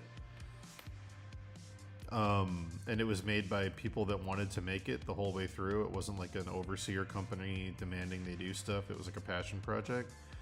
So Capcom, I think, probably limited what Itsuno could do with a very strict time frame because they don't want him making Dragon's Dogma games. They want him making other stuff that sells better. So I think from the get-go, it was probably going to be compromised to some degree. It's just a bummer because it could have been and should have been what Monster Hunter World was for Monster Hunter for that franchise. They could have made a game that was a worldwide phenomenon if they just let it cook a little longer and threw a little more development at it. But I don't think they're necessarily, I don't know, I don't think they're super invested in what Itsuno's vision is for the game. The first game bombed really hard and then found a really popular fandom in its death, basically. So I think they wanted to see how much of that was a core audience that wouldn't go anywhere ever. Because keep in mind, in Japan, Dragon's Dogma was an MMO. It just never broke out in the West. Yeah, the early access period for Baldur's Gate 3 definitely helped a lot too.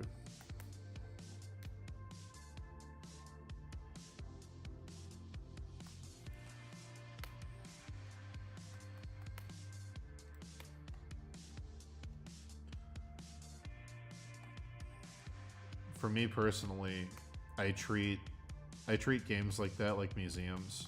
I just want to walk around and look at the cool stuff and take photos. And it's almost like design research in a weird way. I'm not super invested in the story of a Bethesda game. I just want to see stuff. I'm not super invested in the story of Dragon's Dogma. I just want to see cool monsters and what Capcom made them look like. So, in that regard, I'm not like crazy disappointed because I was never like there for the story to begin with. I will say in that regard, Dragon's Dogma is much better than a Bethesda game because the art direction is like way stronger than anything in Skyrim. But there is more stuff in Skyrim, so it's like, do you want 100 designs that are like a 5 or 6, or do you want like 50 designs that are like an 8 or 9? It's just a, you know, it's a preference thing.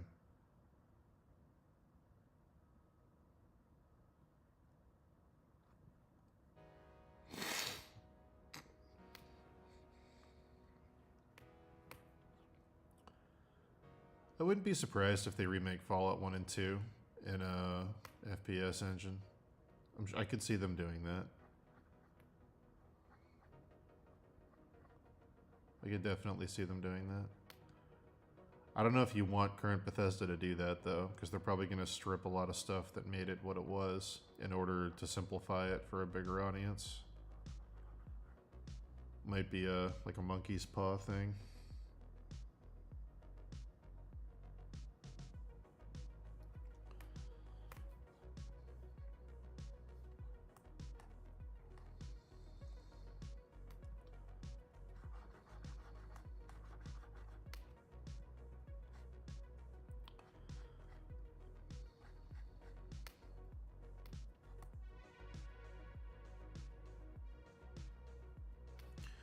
The armor and clothing designs in Dragon Ball Z may be the best in a modern fantasy game, way better than Baldur's Gate 3. I agree. I agree. Baldur's Gate 3 is a beautiful game, but the armor and stuff is very kind of generic fantasy. There's not a lot of like weird flavor.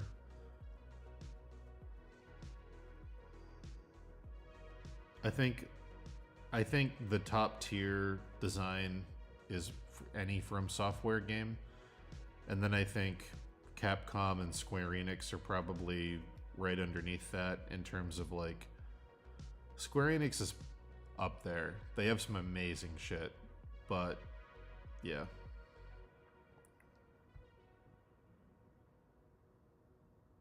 Where do you think the Souls games are in the museum? Narrative, gameplay metrics for these other games? I think for me personally, From Software games have the best ratio. That's why they're my favorite, is because everything always looks amazing. The art direction is always super unique and extremely thoughtful, and everything is very intentionally designed. The gameplay is incredibly engaging. If you like being invested in games, that's a good thing. But if you're a more casual player, then that might be a very bad thing. So that's going to be a personal preference. But for me, the ratio that From Software hits, where everything looks great, you want to see what's going to happen next just because everything that came before it looked so fucking cool. You just want to see what else this team designed and like what else you're going to fight and what other cool armor you can find. And then the narrative, I personally enjoy the narrative, but I can see the argument that their world design is a bit repetitive, where does every world, I mean, they're doing variations on a theme where every world is dead and you're past the golden era, and you're basically looking at the scraps and trying to figure out what happened in the aftermath of it. I can understand that would be repetitive after like 6 games using that same storytelling for some people. I think they lean into their strengths, which is a good thing. I think if they tried to make a really narrative heavy game, they leaned into it a bit with Sekiro. That's their most narrative-focused game, where people are like talking and there's characters interacting. I think it did pretty well. They still managed to keep things vague enough that you could get invested and kind of do your own storytelling while having cool characters with, you know, desires and agendas and things. But yeah, I think the ratio they hit's really good. I'd be interested to see them try something out of their formula just to see how they do. But, you know, if they keep doing what they're doing, I also wouldn't mind, because what they're doing is consistently good. They have a consistent quality threshold for the stuff they do. And they're the most fun to look at. Like, you know, especially for Bloodborne, because in Souls games, it's like everything I'm going to see is going to look amazing and incredible, but I kind of know that it's going to be something medieval or monstrous. It's like, you know, it's going to be a creature based on an animal, or it's going to be a knight, or it's going to be something from folklore, like a giant or something. But in Bloodborne, I had no idea what I was going to see next, because they were doing Lovecraft, and that means you could see anything. And there were designs in that game that I don't even know how they came up with. And yeah, that was super cool.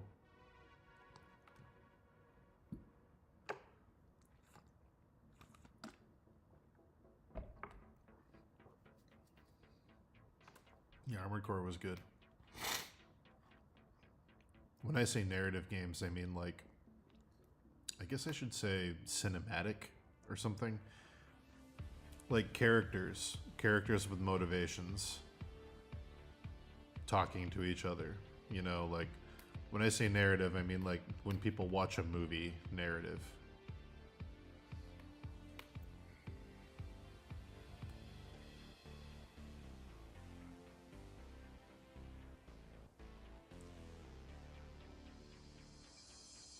The most accessible way to do a narrative is like a movie, like characters telling you what's happening. I'm this guy and I want this, and you didn't do this, and now I'm mad. Like, the only game they have that really does that is Sekiro. Armored Core does it a little bit, but it's very detached. But that's also by design because of the grand narrative of that game. But yeah, the only game where they've really touched that is Sekiro.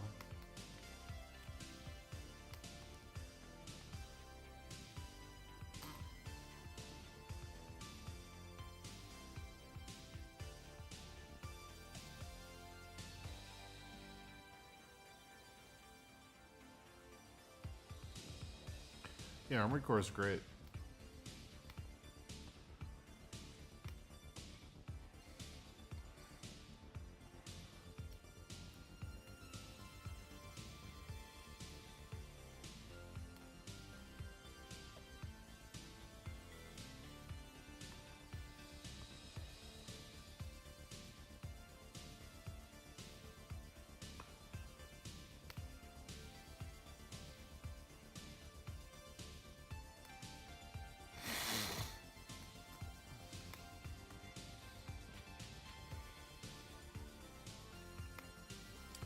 I am curious to see what happens with Larian's new game, because I do think a big part of why Baldur's Gate 3 was a huge success is because it was Baldur's Gate. Like, Larian always makes good games, and they're always going to have success because of that. But I want to know quantifiably how much of the success was because it was Dungeons and Dragons. Because their next game isn't going to be Dungeons and Dragons, and I'm wondering if it's going to sell less than Baldur's Gate 3.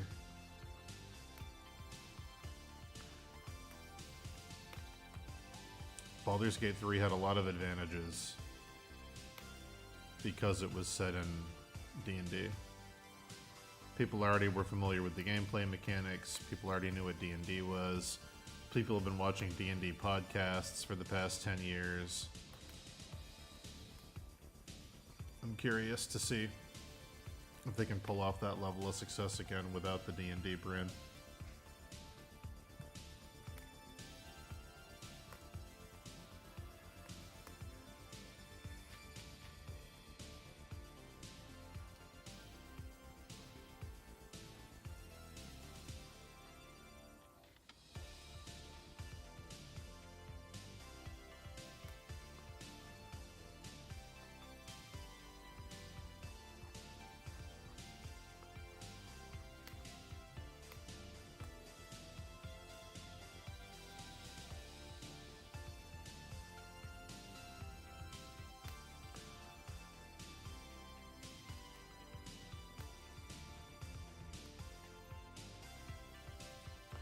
Yeah, some Metal Gear Solid style portraits in Armored Core would have been cool.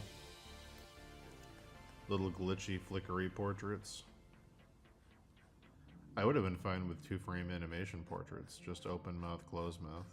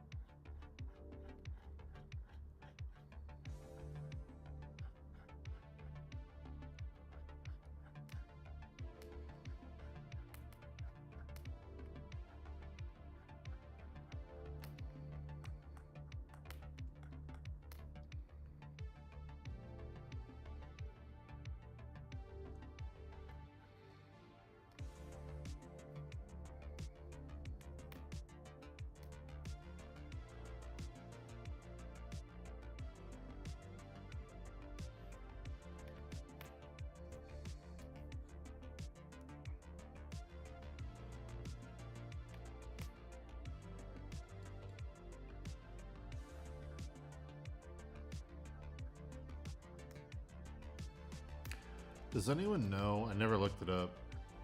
Did Bethesda lose a bunch of money on Starfield, or did their core fans still buy enough of it to make it worthwhile?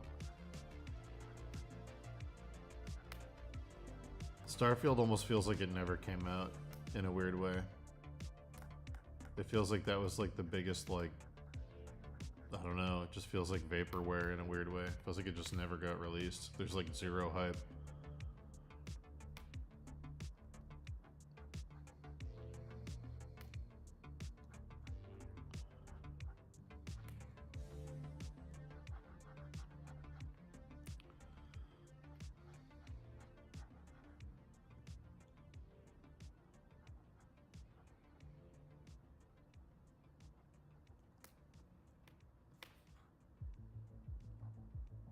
Genuinely curious if they made money on Starfield.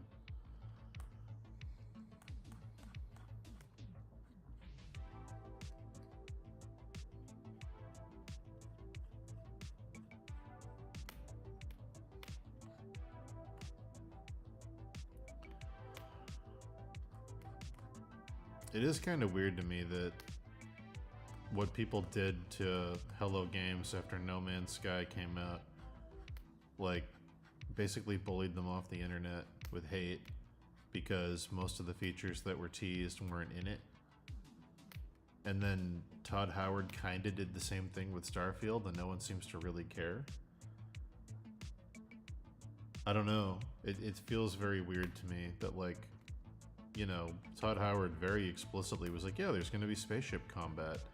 And you can land on a planet. You can walk around the whole planet. And, like, it's like a one-to-one comparison with what Sean did with No Man's Sky. And it seems like with No Man's Sky, they fucking ripped those people apart. And with Starfield, they're just like, it's Bethesda, they always lie. And it's like, really? Like,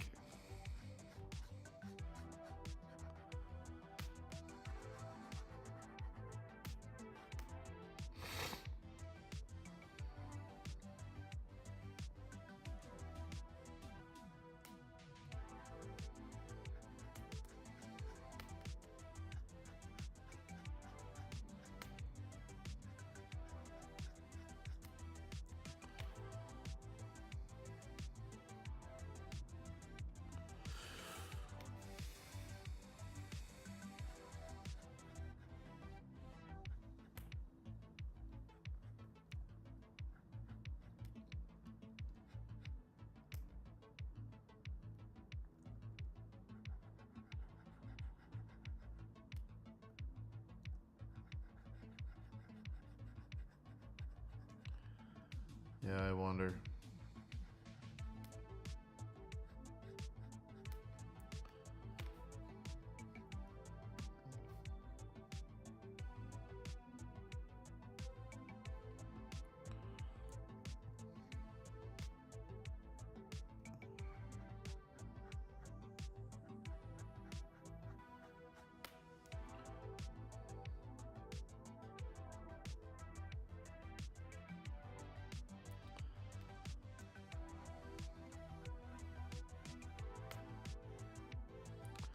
Because like technically, if we're being real, after all the mods and stuff they did post-release to patch, you know, No Man's Sky into what it was supposed to be, technically you can do way more in No Man's Sky now than you can do in Starfield. It just feels like that's not really acknowledged by anybody.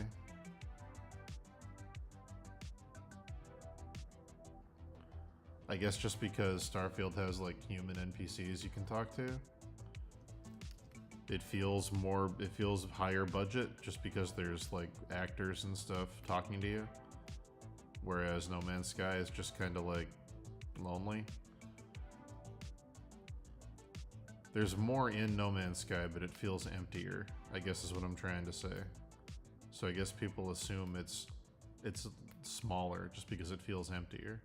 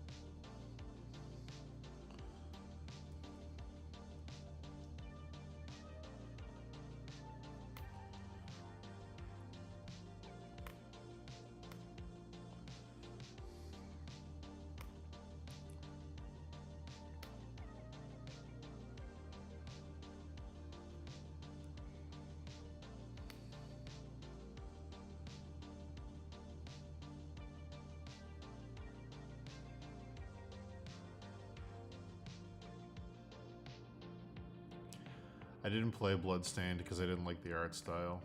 I know it was made by the Castlevania guy, Igarashi, but it's another one of those games where the art style looked ugly to me, so I didn't want to play it. It felt like it was gonna be like, just would have bothered me. The whole experience would have been me being like, why doesn't this look like something else, or why does this look the way it does? It was like a weird mix of like bad 3D with like someone phoning in an Ayami Kojima style through an anime lens. It just felt very, I hate using this word because it's so like insulting, but it felt very budget. It felt very like, well, we can't afford good pixel art, so we'll just use some shitty 3D. Well, we can't afford Ayami Kojima, so we'll just hire some fucking anime person. Ironically, the the 8-bit games that were like styled after Castlevania 3, like the prequel games to Bloodstained, like whatever of the Moon or whatever. Those games were awesome. Those looked great because the style was consistent. Some of the bosses looked weird, like weird top hat guys made out of clock gears and things. Some of those designs were kind of cringy, but yeah, at least the art direction in the 8-bit ones felt more universal. But yeah, the Ritual of the Night stuff I just couldn't get into. The art just looked so bad. It's like I've got Hollow Knight right here. Like why do I care? It's just, I don't know, it's weird.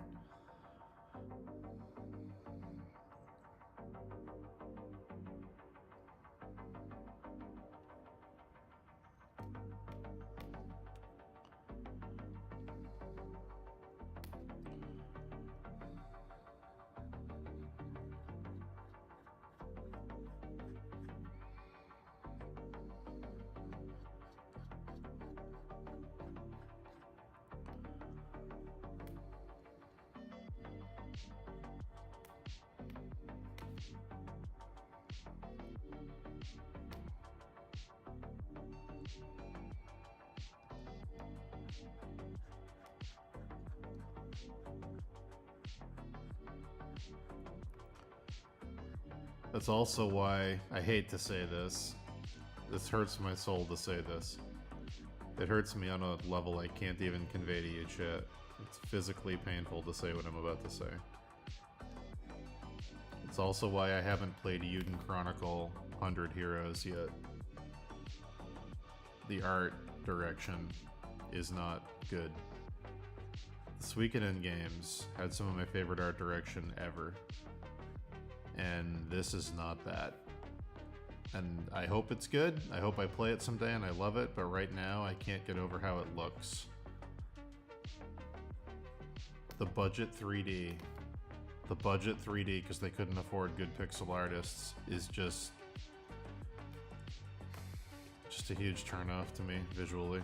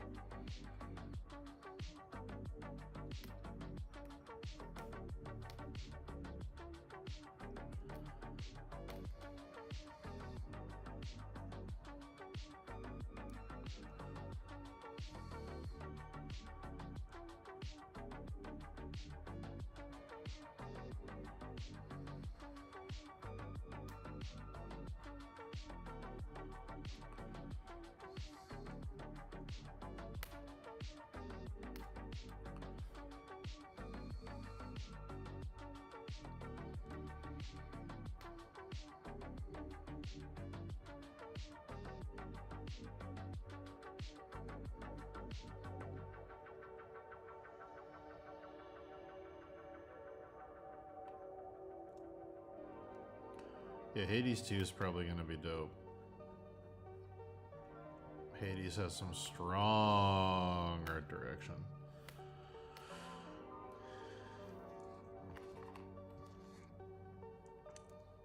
Some big, powerful art direction.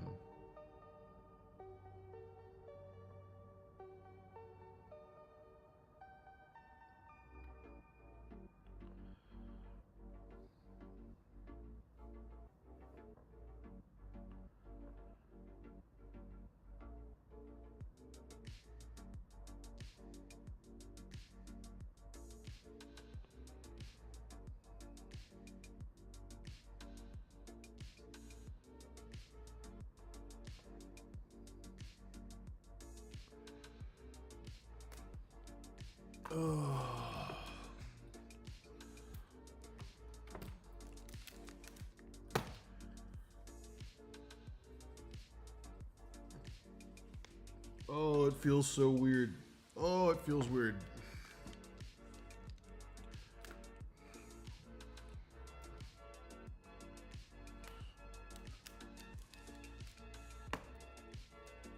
That's funny. My hair's short enough that the headphones are making an indentation in it. That's very funny, actually.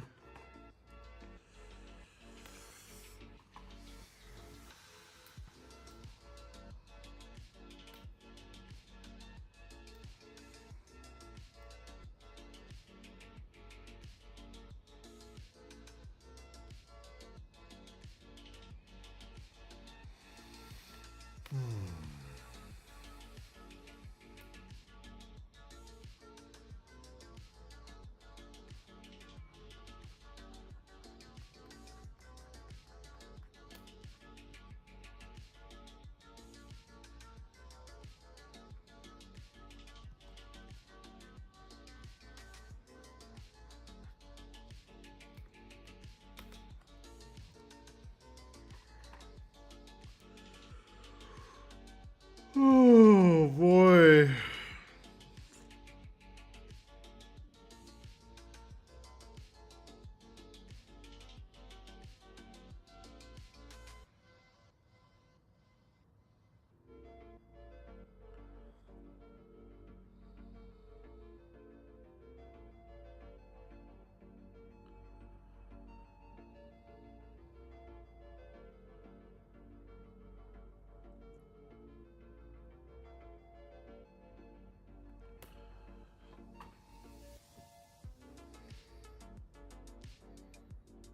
Hey Sean, what's up?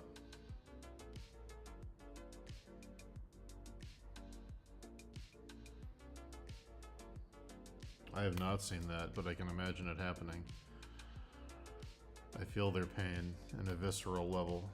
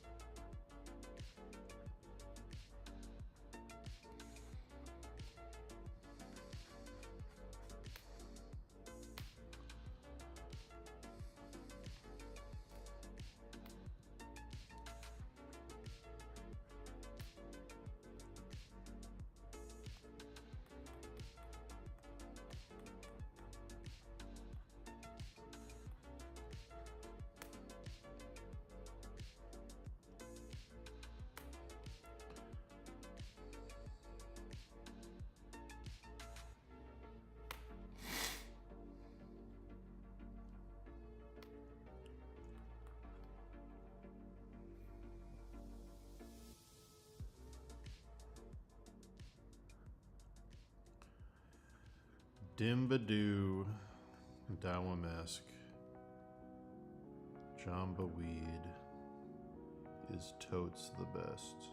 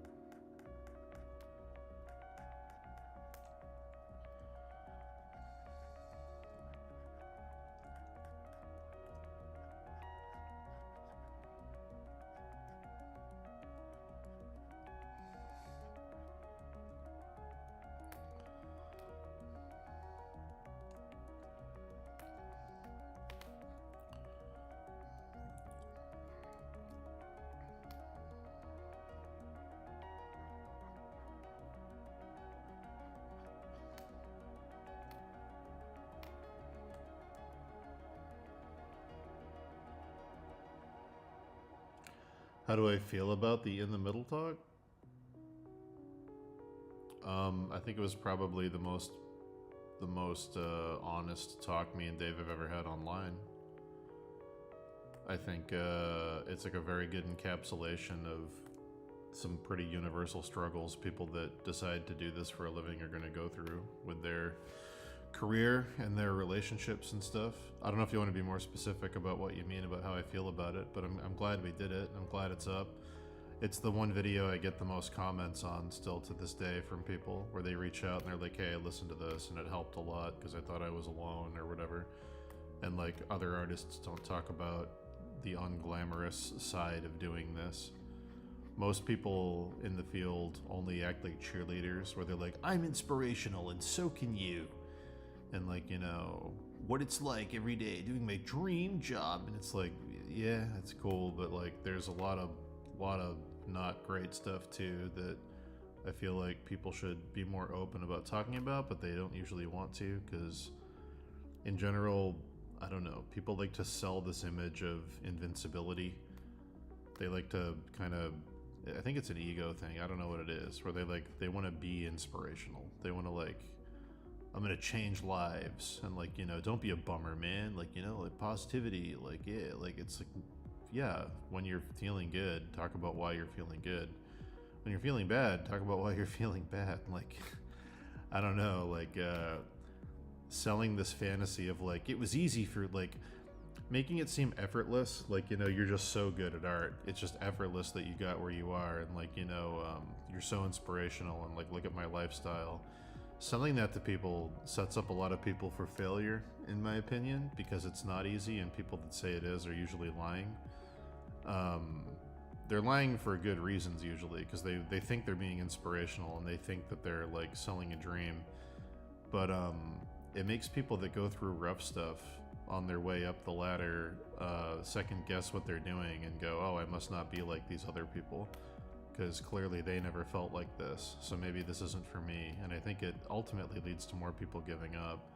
I think if more artists were honest with the struggles, personal life, relationships, work deadlines, health, I think it would actually help more people, because it would feel like you weren't going through it alone. So I'm glad we did that talk. Yeah.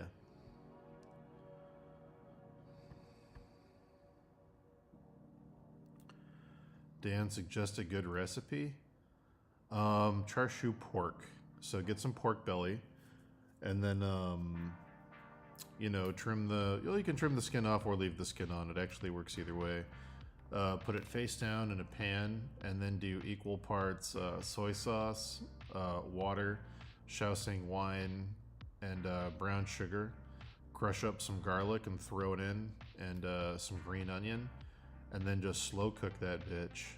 Cover it, cook it on low for like 3 hours. If the water evaporates too much, you can add a little bit more. And then, oh boy, is that good over rice or virtually anything else you can think of. Great recipe. Super easy too.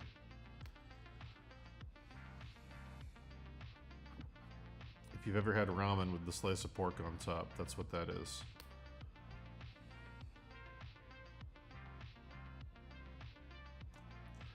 Look at you, dead man's pixels.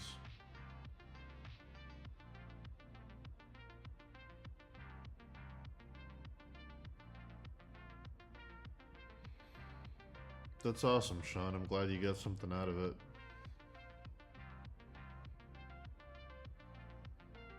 A poster a month. That's awesome.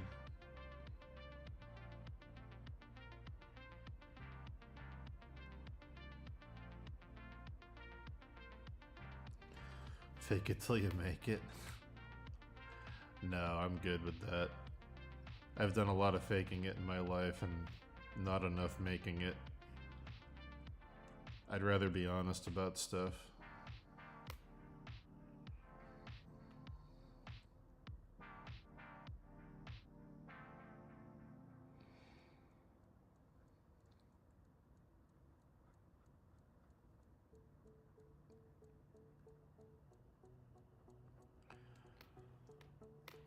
Yeah, that was a weird stream for a lot of reasons. Also because David just gone through a pretty brutal breakup. And it's like, we were talking on the phone right before it, and it was like, we should just stream this, because this is raw and it's real. We're both fucking miserable. Everyone thinks we're happy. Let's just share it. But yeah.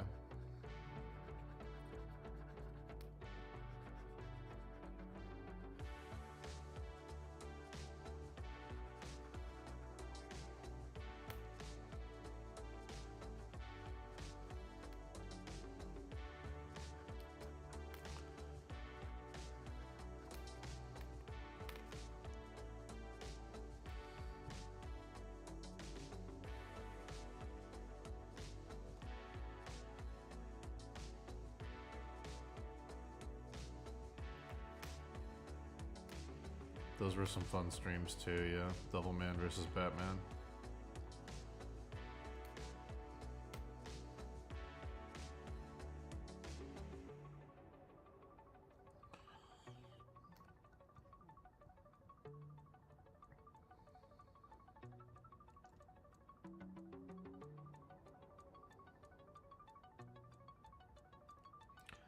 I do know about those stews.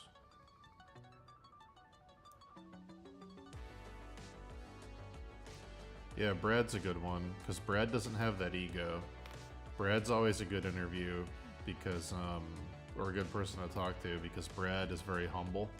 He's very honest about his struggles in life, and he's had a lot. So he's a very good person to talk to if you want perspective. Brad doesn't cover anything up. He's very, very honest. Brad's a person whose honesty has actually cost him a lot professionally. So I have a lot of respect for Brad for not, you know, the easiest thing in the world for Brad to do would be to lie, and he doesn't. And lying would get him a lot, and he still doesn't do it. So even if you disagree with Brad on certain things, you have to respect that. You just have to.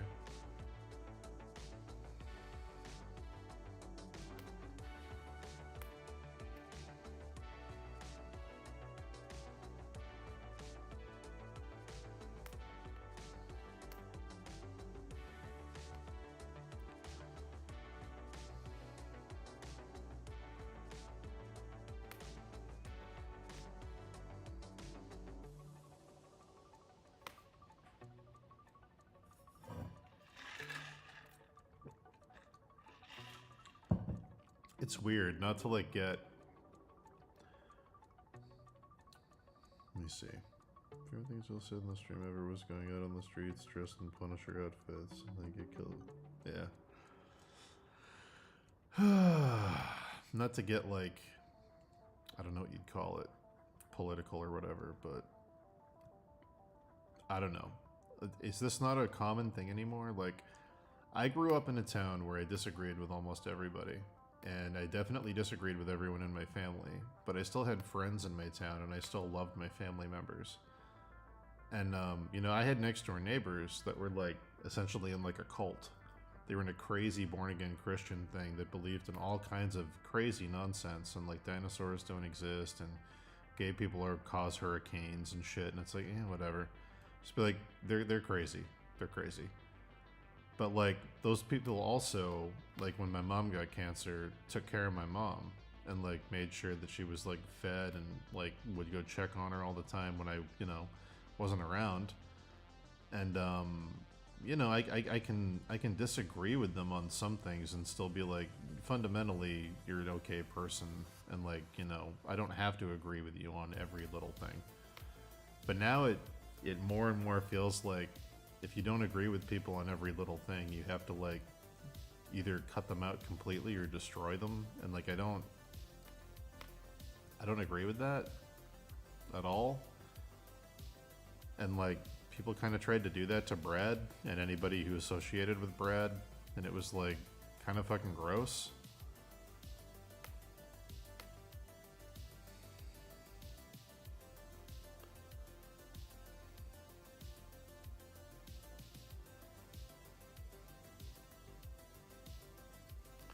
It's, yeah, I don't know.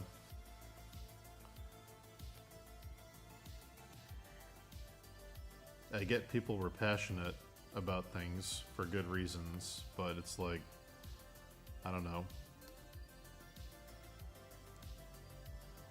It gets dehumanizing at a certain point, and I didn't like how dehumanized they'd made Brad.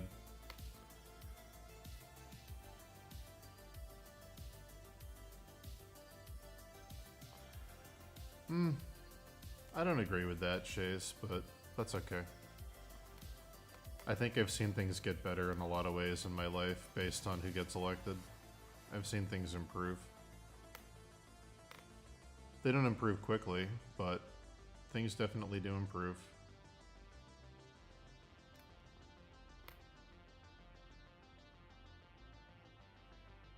It'd be nice if they improve faster, though.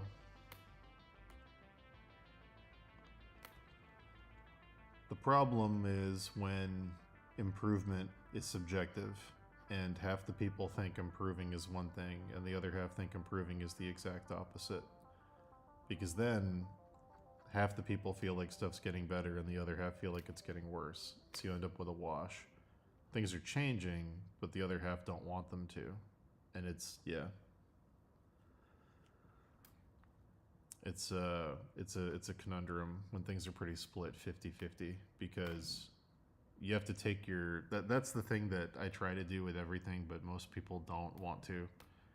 I try to take myself out of the equation, where I have biases, because everybody does, and I go, okay, I think things are getting better, but people that I respect think things are getting worse. So I have to try and figure out through their eyes why we disagree fundamentally, and try to come to some understanding of like, okay, are they misinformed, or am I not seeing this for what it is, or yeah. But the gut reaction of just like write people off completely, like Brad, really bothered me.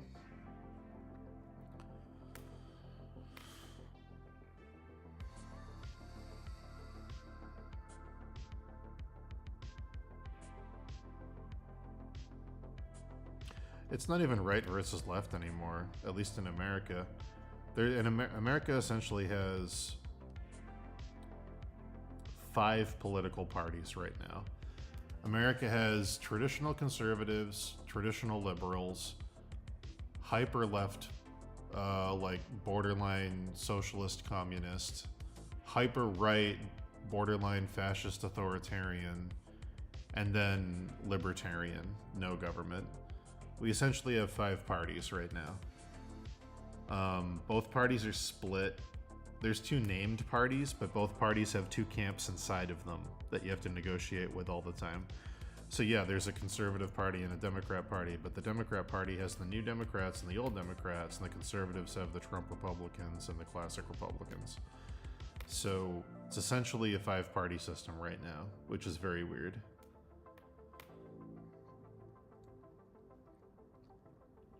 If this topic gets too political or disrespectful, I will stop the topic, and we will never bring anything like this up again.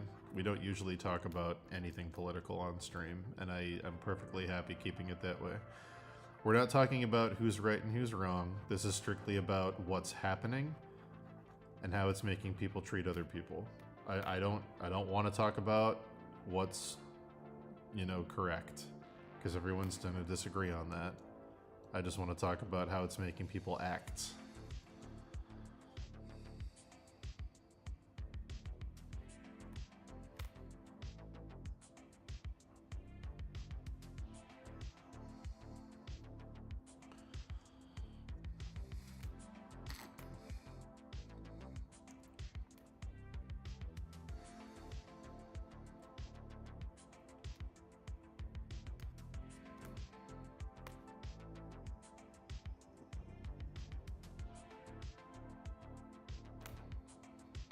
Yeah, my dad thinks that our country should go full authoritarian. And I'm like, it's my dad. It's like, I don't know. Like, okay, like, are you that angry? And I guess the answer is yeah. So it's like, I have to try and understand where that anger's coming from.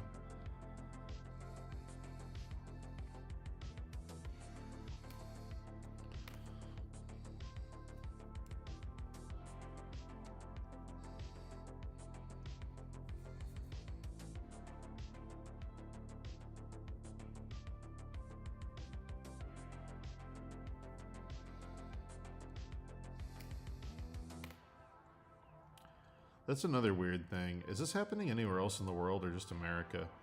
In America, there's like a shadow recession happening where like the economy is good on paper, but like it feels bad, and I think it's because of the housing market. Like things feel too expensive and it's very like not great, but on paper, like the numbers are pretty good. Is that happening anywhere else?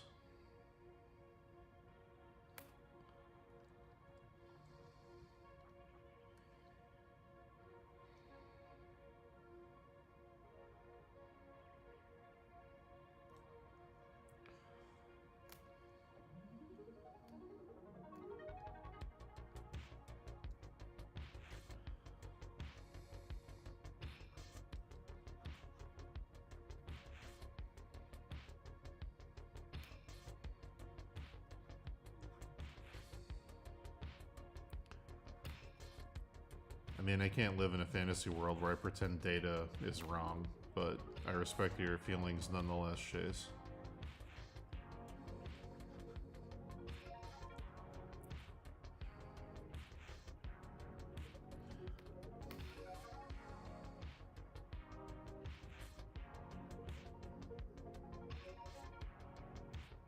Oh, the big city meme, yeah. We need more housing in the US in general. Because, like, it's fucking wild in Boston.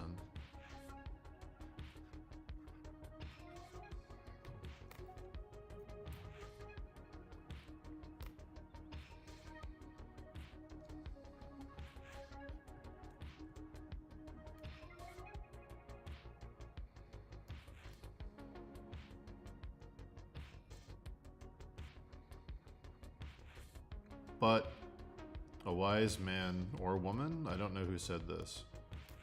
Who said this? Maybe it's a quote from a TV show, and I just don't even remember.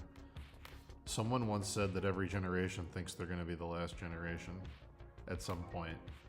Eventually, everyone gets old enough that they think that it's the end of the world. But really, it's just the end of their world because they're constantly getting older and things are adapting beyond their ability to conform to. So, it's only the end of the world for you, but it's not the end of the world.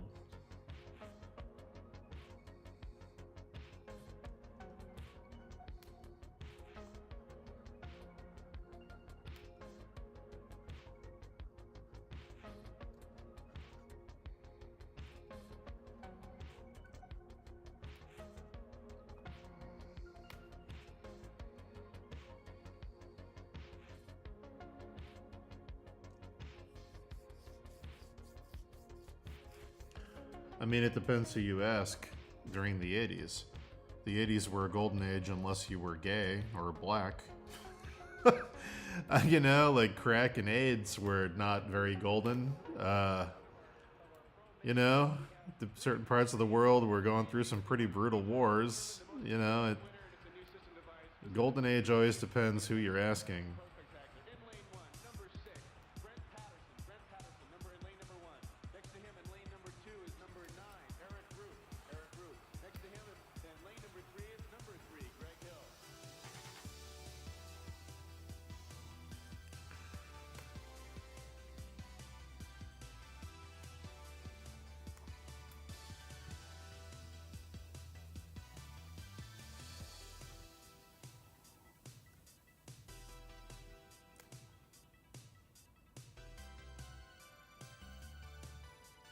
Oh, okay, in terms of economy? Yeah, 80s had a strong economy for the most part, at least in the West.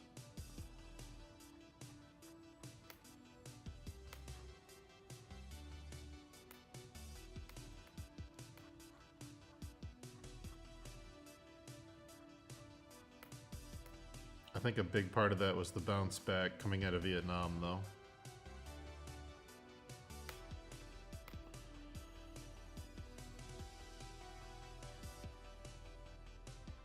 You're right, SpongeBob probably did say it.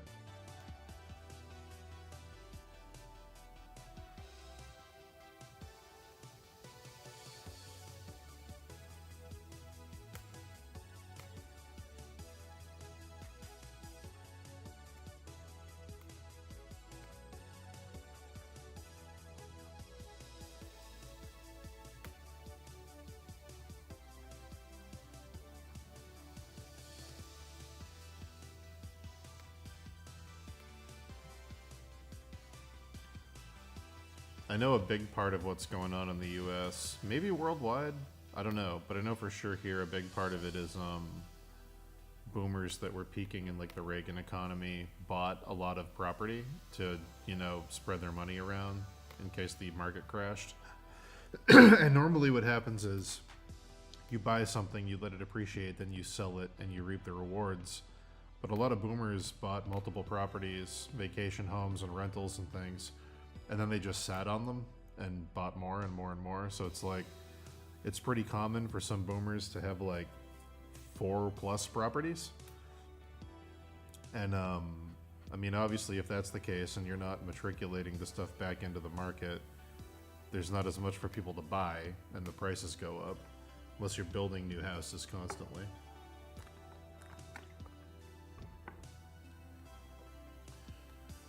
I think up to that point, wealth was pretty quickly redistributed back into the economy, but right now I think a lot of it's being sat on. A lot of people are just kind of acquired a bunch of shit and just sat on it. Well, we're talking about home ownership versus home rental. Very different things.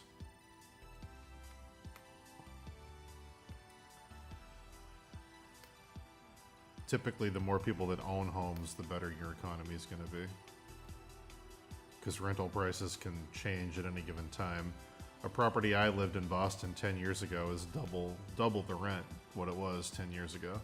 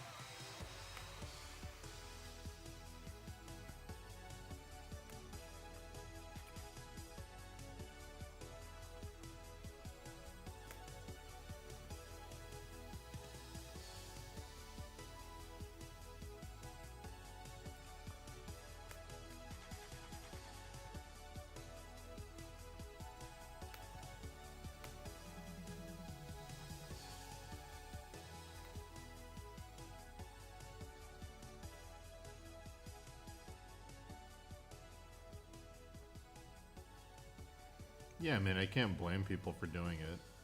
I'm not saying it's a bad idea. It's just a contributing factor to why things are kind of fucked right now.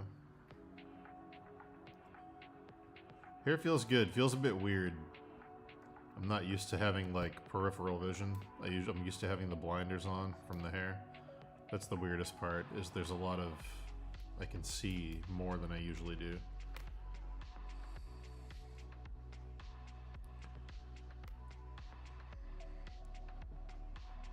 Eat the boomers. I don't know, man. They smoked a lot of cigarettes. That meat might not be very good.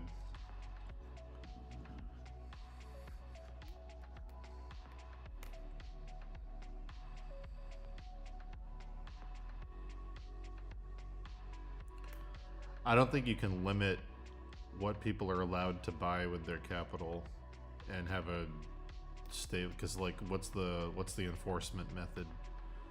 It becomes totalitarian pretty quick. But that's a discussion for if people want that kind of system or not.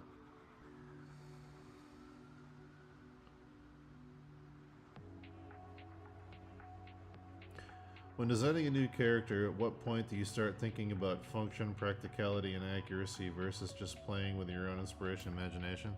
That depends on the IP. If you're going for a more fantasy thing and they just want something that's aesthetically cool, you don't necessarily need to think about that stuff at all. If you're going for something for a world where they want things to function and make sense, then you have to kind of step back and go, okay, what, even if it's a bullshit reason, like, you know, like his suit's made out of a living amoeba that can shapeshift, like Venom or something. Like, if they need it to be something that a 3D modeler has to program the pieces moving and how it works, or if they really care about their lore, then, you know, I would step away and start thinking about it. The only common thing I do that with is like armor designs, where it's like, okay, like what segments are on top, what segments are underneath, what stuff hinges so things can turn and bend. You know, because if you draw an armor design that looks cool, but it's all solid pieces with no joints, if someone ever tried to 3D animate that, you know, they'd have to turn the metal into rubber, or the armor would just crack because you're bending it at a 90-degree angle. So you got to put some joints in.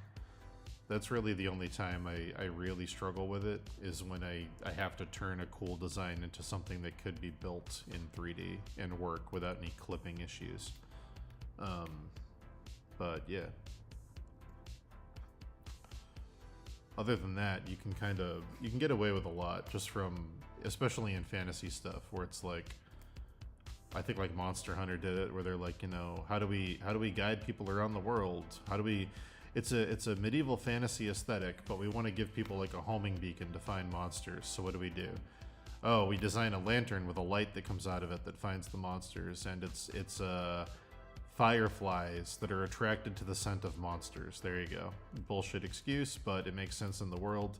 It's something that could feasibly exist in a fantasy aesthetic like that, and it's, you know, it's using the ecology of the world to further a tool. It's like a hunter-gatherer type solution, which makes sense because the game's about hunting and gathering. But yeah, you can bullshit a lot of functionality out of things in a fantasy aesthetic. What is this project for? This is a poster for Elden Ring through Meat Bun.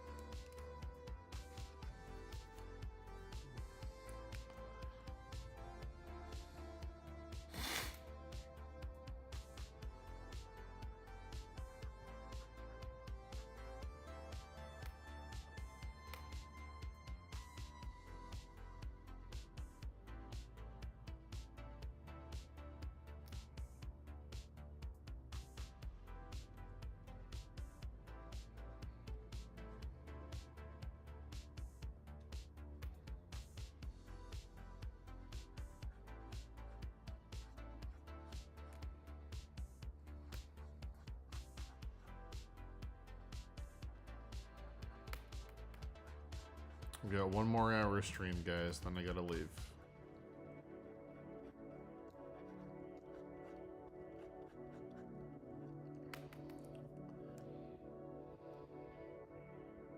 Wow, Sharky, thank you.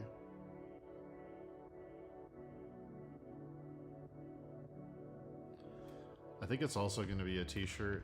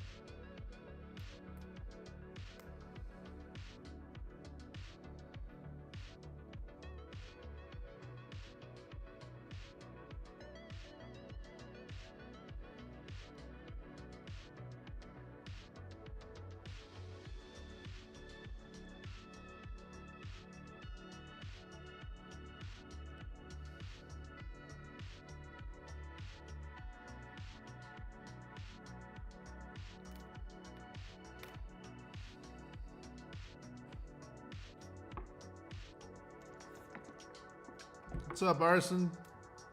Good to see you. Dave got back from a vacation last night and I told him about our talk and he was like, what? That guy's been following us? It was very good to have you. Good to have you around, buddy.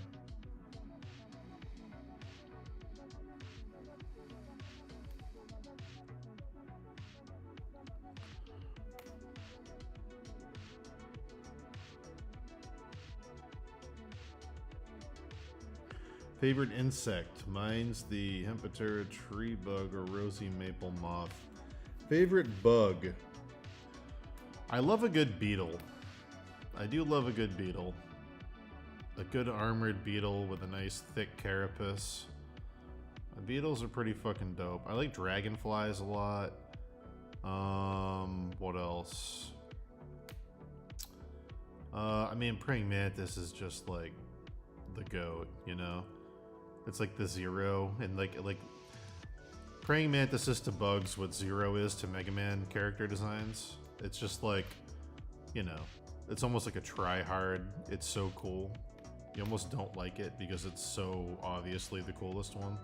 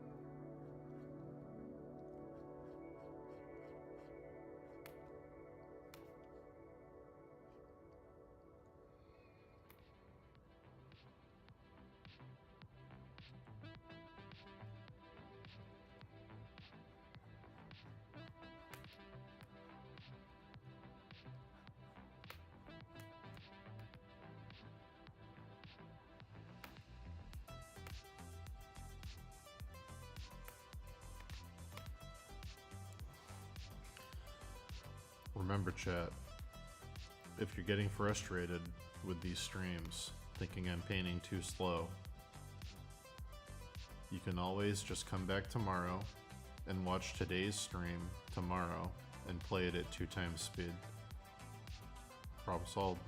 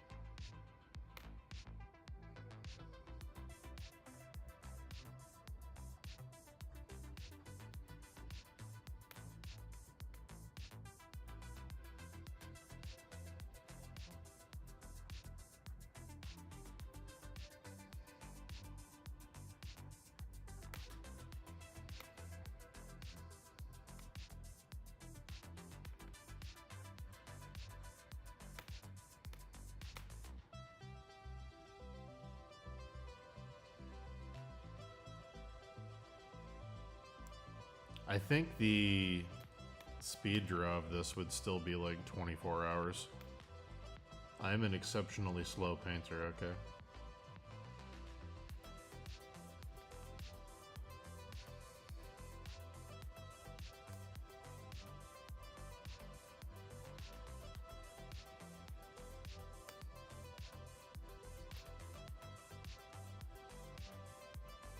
Does Kamen Rider count as my favorite bug? If I say Kamen Rider, does that count?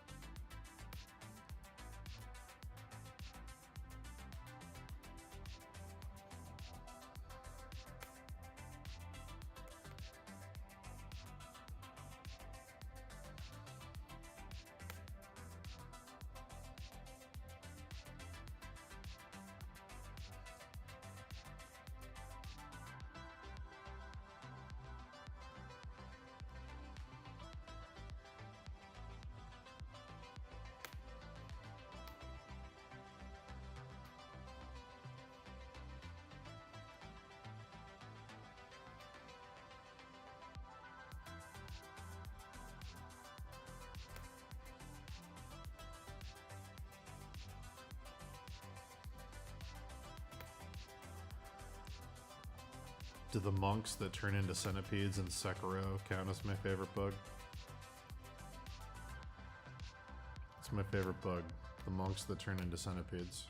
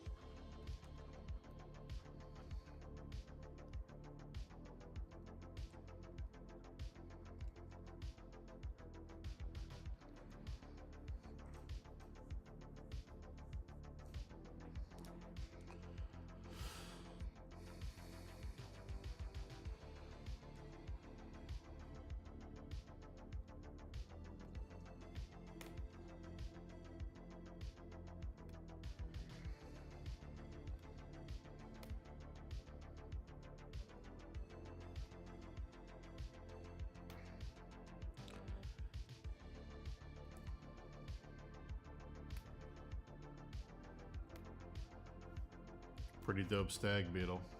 Gotta admit. I think Hollow Knight's my favorite bug. If we're being real. I don't think bees are my favorite bug, because bees can smell royalty. I learned that from a movie called Jupiter Ascending. And you know,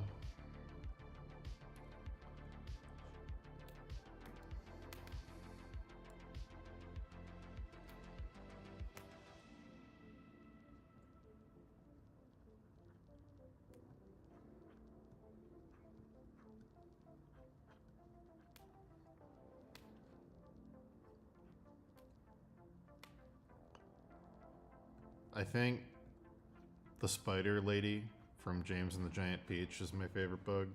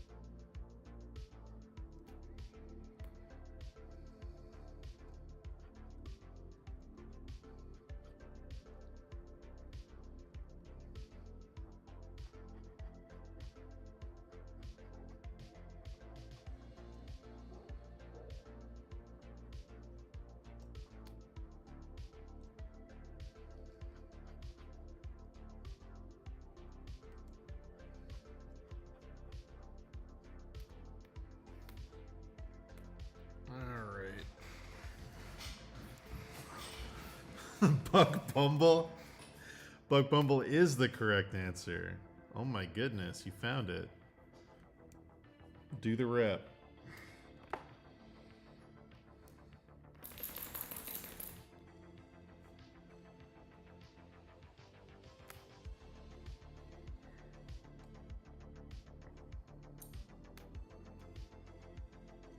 Book music, have you considered The Bees, Not the Bees, No, Not the Bees, Oh God, Rah? You considered that?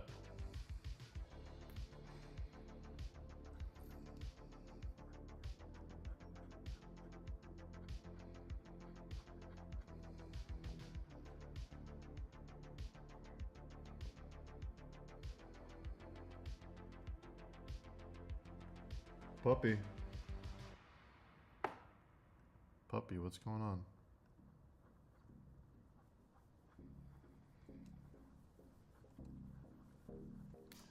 You're gonna hate it later when I have to leave you here alone for 3 hours.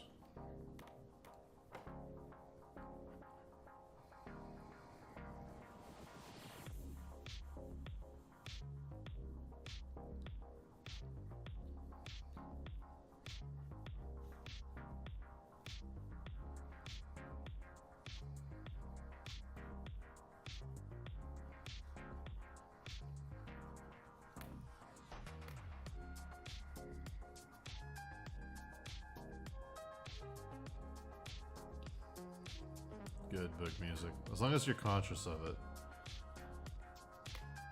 As long as you're cognizant of the bees. No, not the bees. Not the bees. Oh God, they're in my eyes. As long as you're aware. That's all I can ask, you know?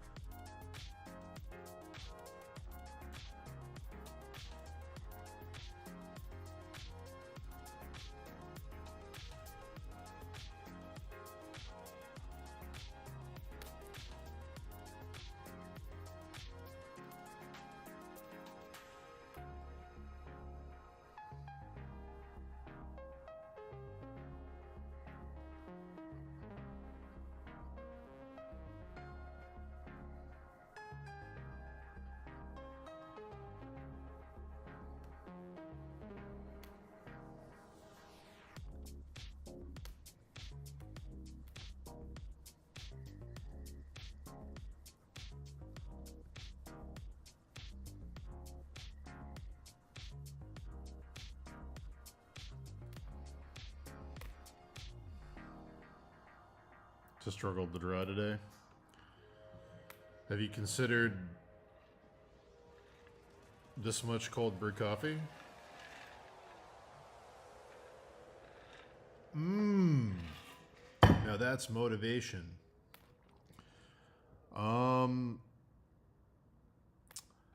Let's see. What are the usual tricks to draw? Draw something else is usually the best trick. Whatever you're drawing, put it down and do something else for a bit. The second best trick is like draw something you liked when you were a kid, or do some kind of fan art for something that's inspired you recently, or the ultimate fallback is just do a study. If you can't think of anything to draw, then don't think of something to draw. Just grab something and draw it. At least that way you're being productive and you're practicing and you can study form and shadow and shit. Like, at least you're doing something. But if your brain's not inspired, just do a study. At least that way you're doing something. You won't feel like your day is a total waste, you know?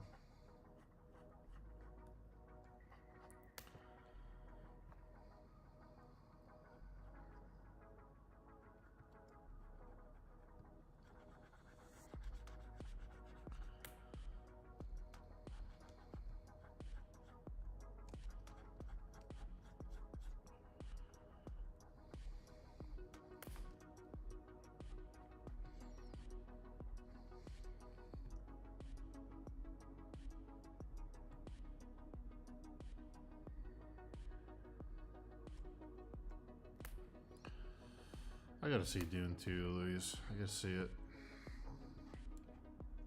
Gotta see it. Not gonna lie, I was a little turned off at the Christopher Walken casting choice. But people say the movie's really good, so I've got faith.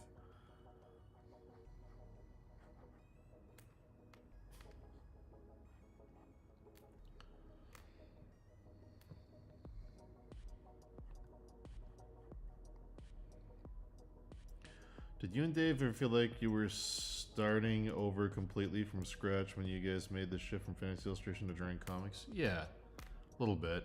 I mean, there was some crossover because the comic is making fun of fantasy stuff, but we definitely had no clue what we were doing when we started writing comics. That was just like a diving in head first type thing.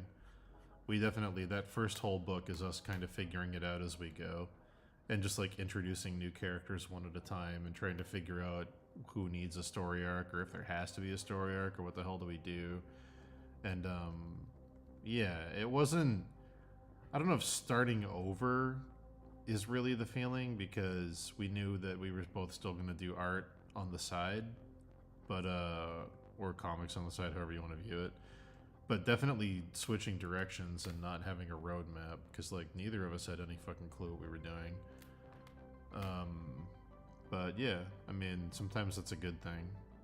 Sometimes it's a good thing to, sometimes the best way to draw a map is to get lost, and then just kind of figure it out as you go, and then you have a very good understanding of where you are because you had to find your way through it. Sometimes that can be even more effective than looking at someone else's map, because it's all, direct knowledge happening to you. But yeah, definitely didn't feel safe. We definitely didn't think it was going to turn into what it turned into. That was all completely a shock. Didn't think we could ever make a living off it, for sure. But yeah.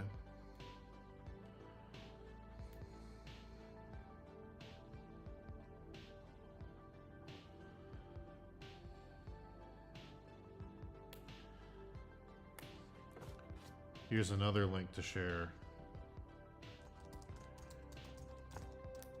Promote that one. Promote that one in chat. If you live in the United States, you can get some books right now.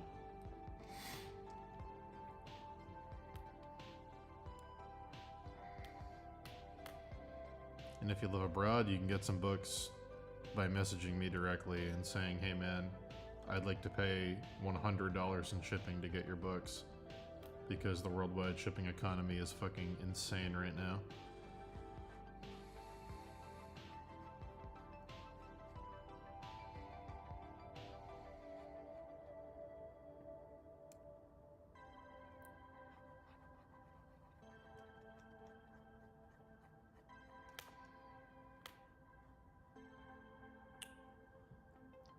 Wow.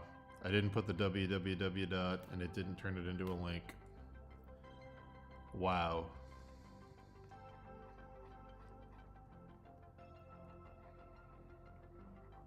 Unbelievable.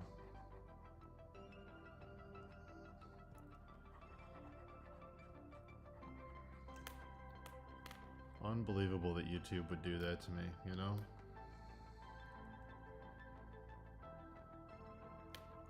Wow.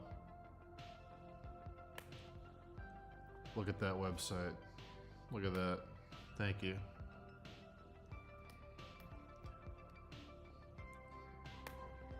If you guys want to see a skeleton be sad, SteveLichman.com.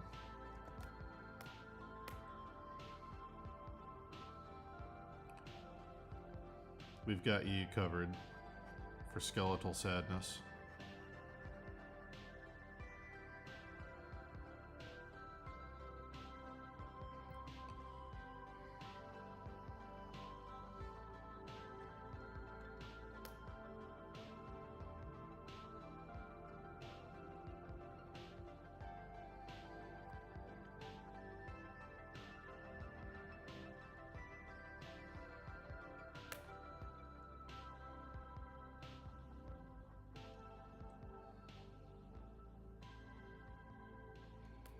Hey Maddie, what's up?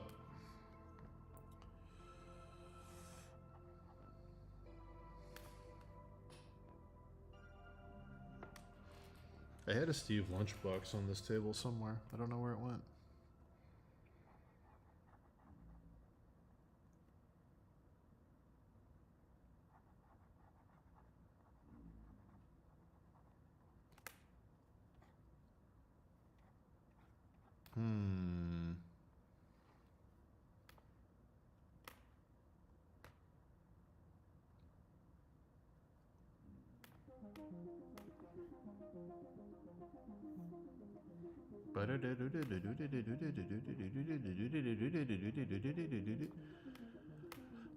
We're back to painting little tiny scales, guys. But I'm going to imply these ones, okay? We're not gonna do full zoom. We're just gonna chip some light in, okay? We're just gonna do this. We're gonna do this. We're gonna call it a day. All right. Living the dream, huh? Hell yeah. Here in this chat, we love dreams.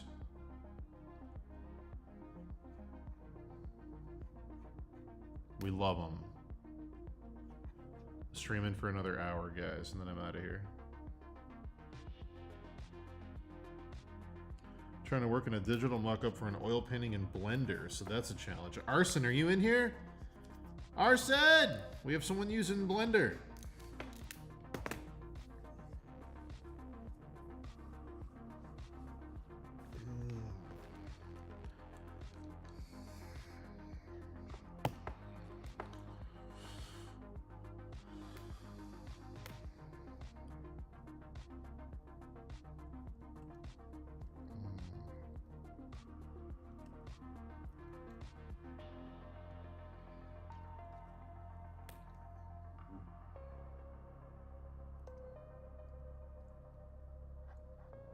What's the painting of, Maddie?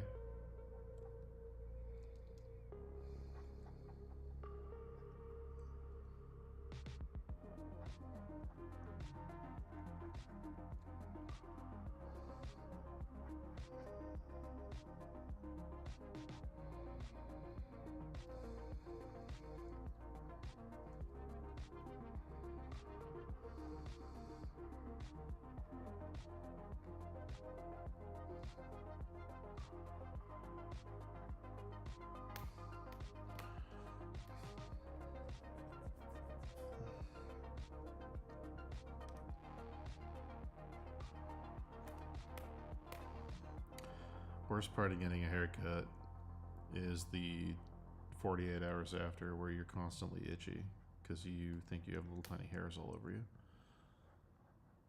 My God. Feels like I rolled around in fiberglass insulation.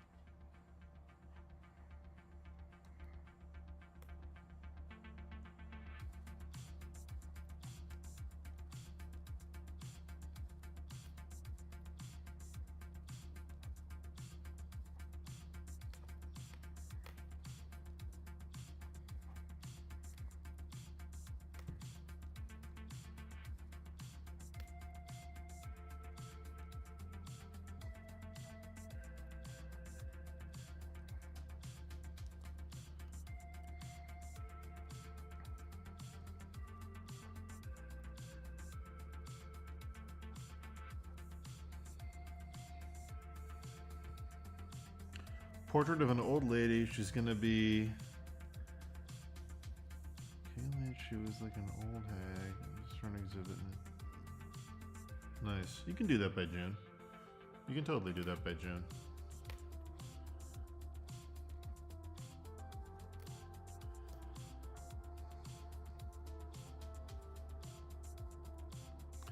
Actually, hold on. Hold on, Maddie. I'm gonna check something, chat. I'll be right back.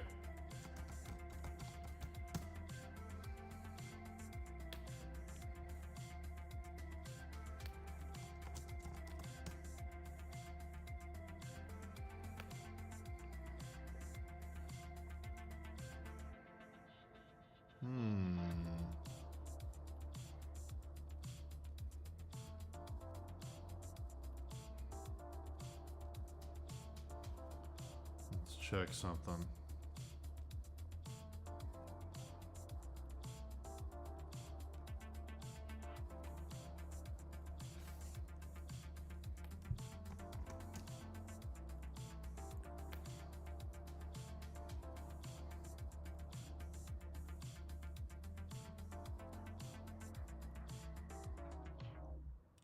Wow.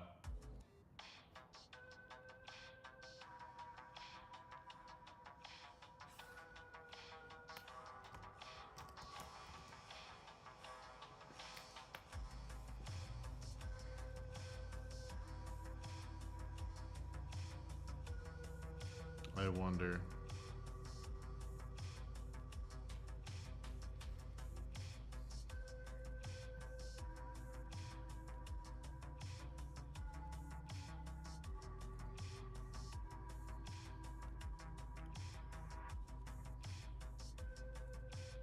Oh my goodness. This is not the reference you need. This is not the reference you need. I'm gonna go out on a limb and say right now, this is not the reference you need. This isn't it. But on Sketchfab, there's a lot of old ladies. And you can rotate them, and you can find cool angles, and maybe it'll help. Type in crone, or old lady, or witch, or hag. There's tons. There's a lot of garbage on there too, but you might find a really good video game rip reference or something.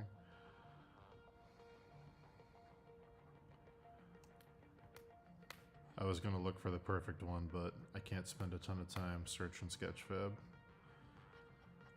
But I know there's gonna be an old lady on there somewhere that you can use.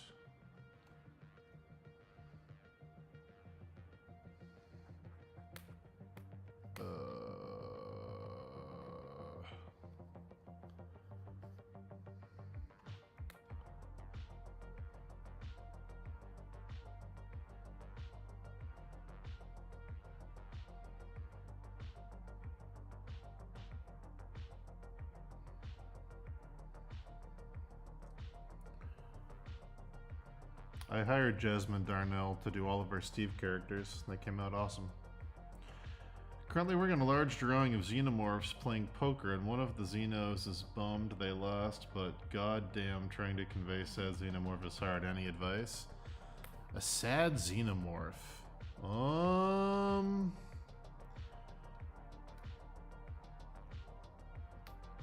So that would be like, there's the head. And the okay, so like, you just have to do like that, right? You just have to do that and then have the tongue coming out and have the tongue be droopy with another little sad face. I don't know, man. I don't know what to tell you. It's gonna have to be that. You're gonna have to break their anatomy a little bit to make them frowning very obviously. Thanks, Arson. You're a special, lovely man.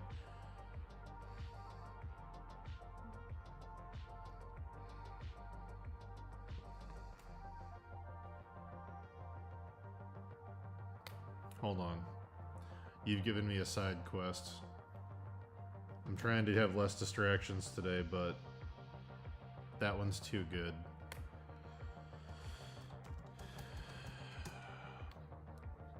That one's too good not to do.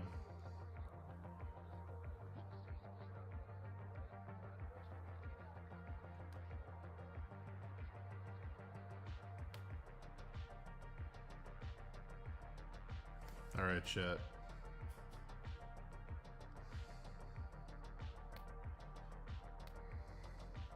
Alright, chat.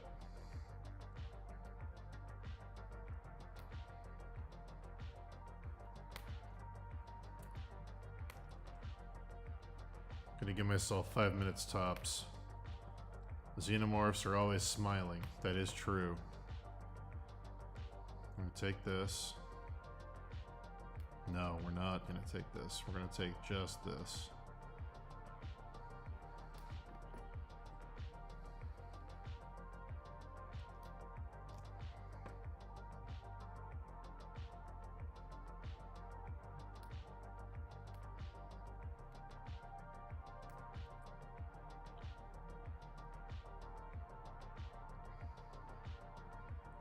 Oh my god.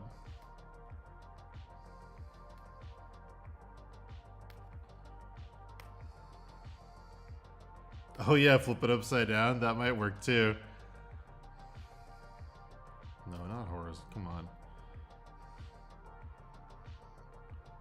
No, that's almost still a smile too. It's pretty close. No, actually.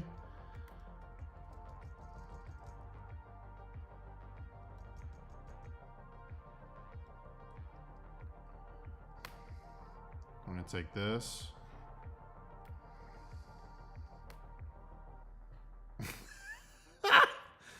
Oh no. Oh no. This is gonna be great. This is gonna be wonderful.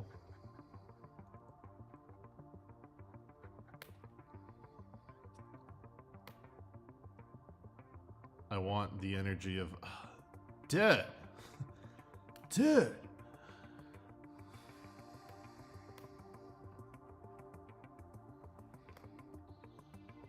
Oh my god, just top teeth? How have I never thought of that? Look at that. This is like Beavis and Butthead level, like, ugh. Oh my god, dude, just top teeth. That was an accident. Dude, just top teeth on a xenomorph? Ugh. Like an overbite?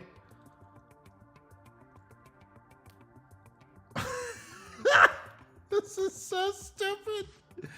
Oh, I love it. Okay.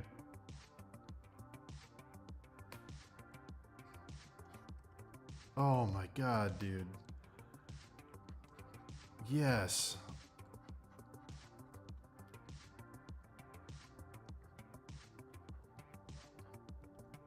Ugh. Ugh. Oh my god, dude. Even that conveys sadness. Just that.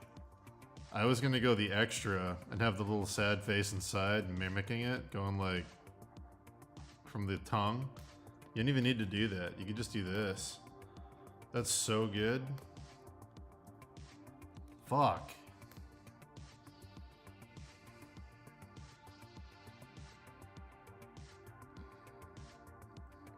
god.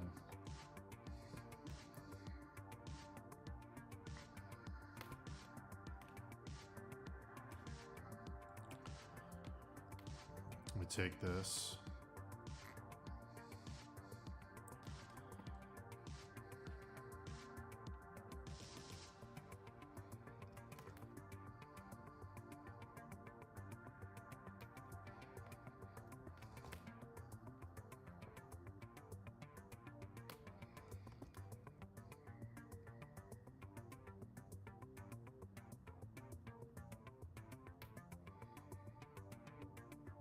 This might not even be as good as the original one. Exaggerating it might make it worse.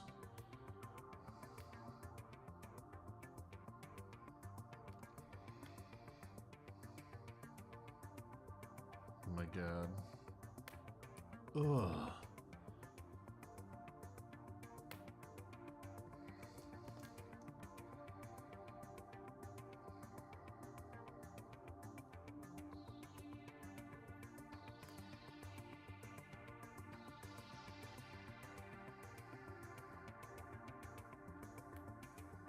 There you go. That's my solution to a sad xenomorph. There it is. There we go. We did it. There he is. He's very sad. He's like, oh, what? There you go. Problem solved.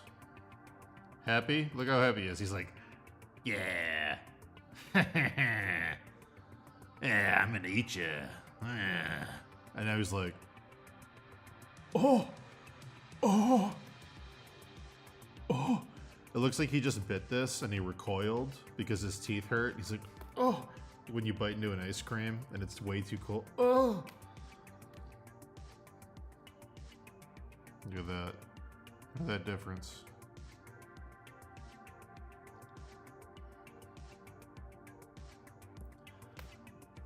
You know what I hate about this? Is how that smile is just a Todd McFarlane, like, wet dream. You just want to do this to it. You just want to go. It just wants those squinty eyes. It just wants you to know. It just wants you to know that it's having a good fucking time being evil. Yeah, I'm evil and I love it. Ooh, I love it. Yeah.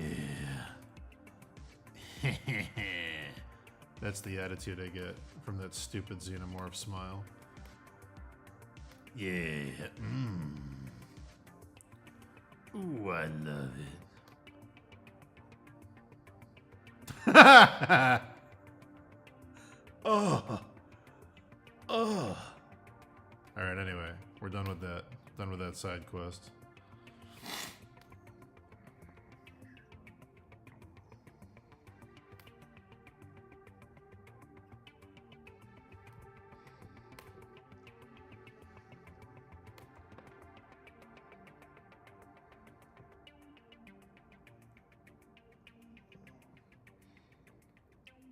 We did it, guys. We made a sad xenomorph. Oh.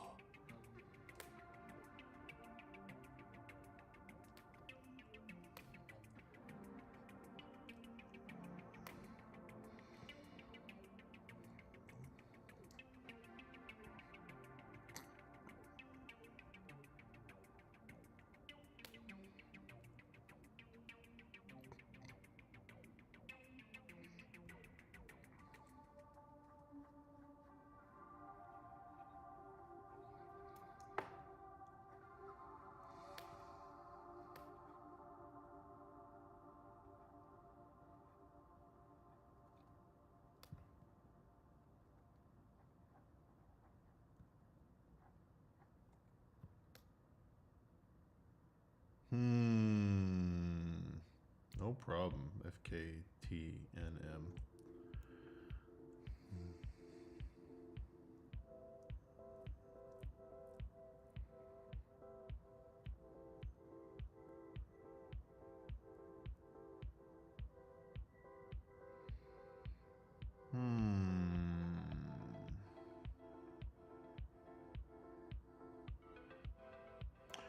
What drawing setup? Right now I've got 2 monitors, and I'm using a Wacom Intuos 4 still. I haven't gotten a Cintiq yet. I've got my drafting table off to the side, even though I haven't done any pencil work in a while. But it's there, reminding me that that's an option someday. Yeah.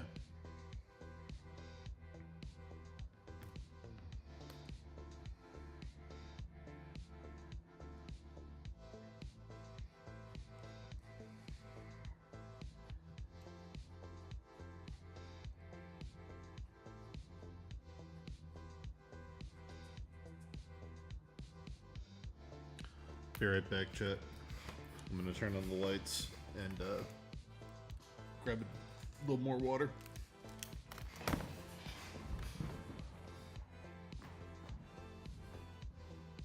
Puppy.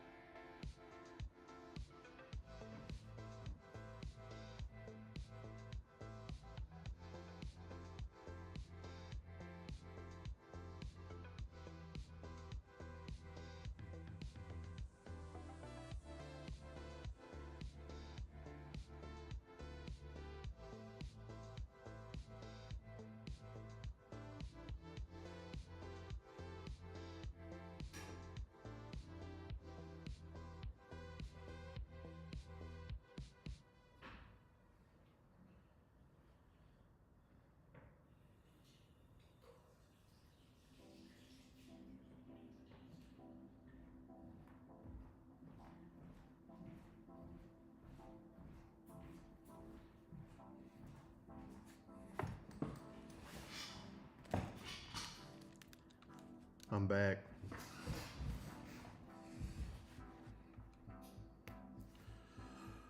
Oh.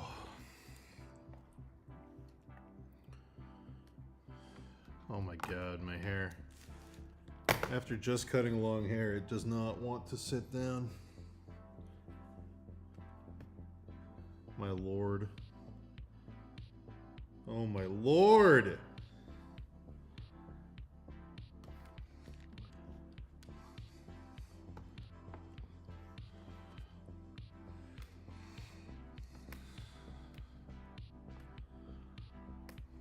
Try not to have that borderline Nazi haircut that the detective had in that Fantastic Beasts movie.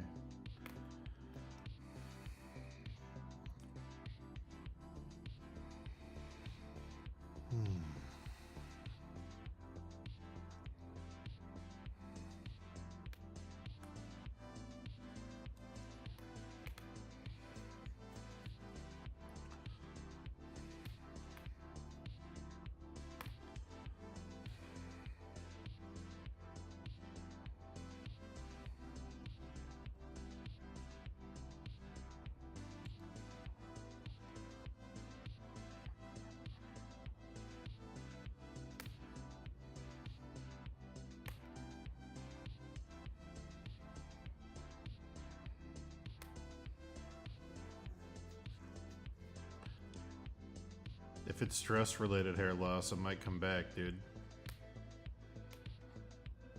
Good luck with the pregnancy. Unless the kid's already born, in which case, congratulations.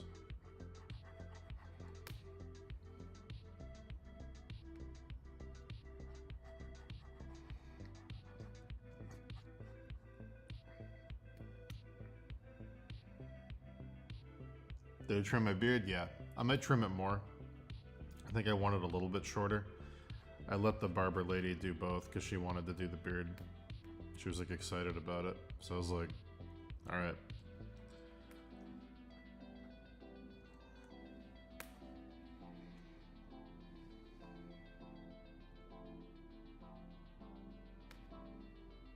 Congratulations, man.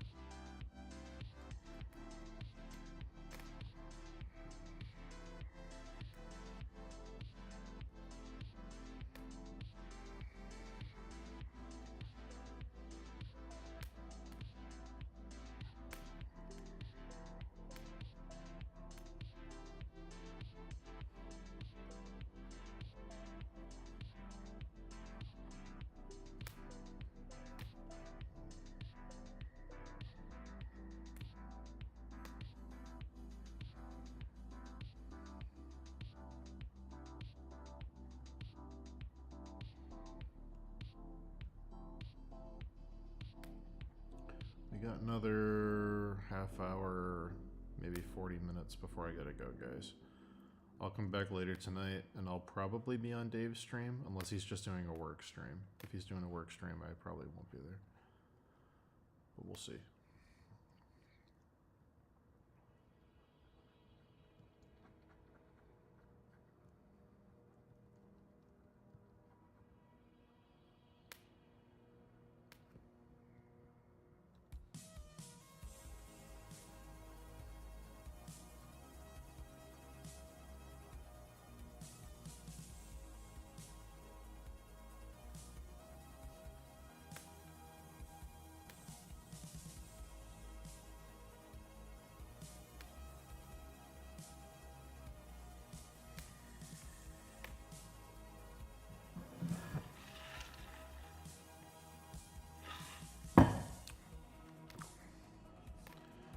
There's only some questions I won't answer, chat. Good luck finding them. I'm not watching Shogun until it's done. I think Shogun's done in 2 weeks. That's what I was told on here. So...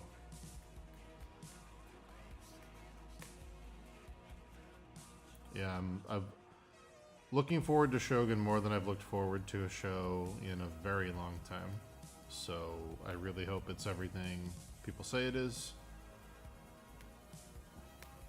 For people just joining, I really enjoyed the pilot for Fallout a lot. So that surprised me too. But Shogun is the one that I really want to be good.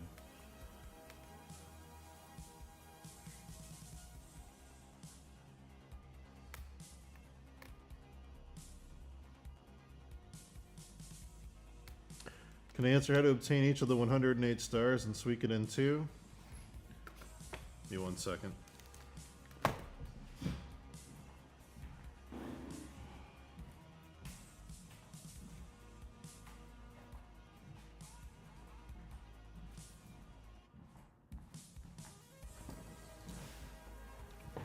Let's begin. All right. Let's see here. Start with, obviously, your main character, canonically named Ryu and Jowie. By default, Jowie leaves your party, obviously, later. Let's go into supplemental characters. Nanami joins automatically, dies, can be revived if you got the other 108 stars in time. Let's go to, let's see, Past production illustrations to actual character art. Let's take a look here. Alright, now we're getting into the stuff you guys want to know about. Now we're getting into the answers you guys need. Okay. Ellie, right there. She works with the circus. You can get her recruited by default after Luca Blight burns down the village. Right here, the inventor. He'll create your elevator and also can upgrade some robot stuff. You can find him in the bathing village town in Act 3. Right there, Apple. She's your strategist. She joins automatically with Victor and Flick. Holdover from the first game. Let's see. That's Abisboa. That's a optional character who's an octopus you can find at the docks. If you get Abisboa, it means you missed another key character, though. He's a replacement. He's not an actual Star of Destiny. He's a replacement for a Star of Destiny, okay? These are your boat guys. You can get them to bring you in a boat across the ocean in the middle of the game. They join automatically. Vincent de Boule, right there. He's a Star of Destiny, based off the French aristocracy. You can find him later in the game. You have to complete a small quest to give him a rose brooch, and then he'll join your team. Anyway, I'm gonna stop this thing. Go through this whole fucking book. I think I've proved my point.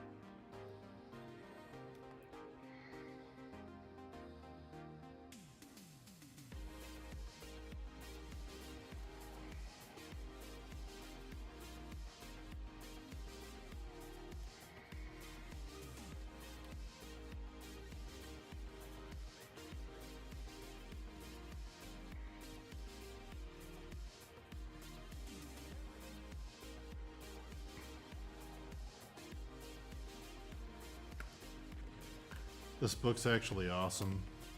This book's great. It's got a lot of the concept art for stuff that didn't get used. Like, let me see here. What's a good example? Here's all the versions of the main characters they didn't use. All the like rejected ones when they were like trying to figure out what they wanted the characters to be. There's a lot of really good like rejected concept art in here. And then there's like development sketches for figuring out what all the other characters look like. There's some really good like 90s Konami stuff in here. Like if you can see those Vincent de Boule sketches up top, one looks like Griffith and one is like more of a fencer. There's some really good stuff. Yeah, there's just tons of really great development character design sketches. There's like schematics on how the robots and stuff work, how the clothing works. There's some really good monster designs from some of the monsters. There's some good shit in here for boss design. Oh, this is the best. The background production art, like the kind of Ghibli-esque paintings of the locations are in here. These are all really great.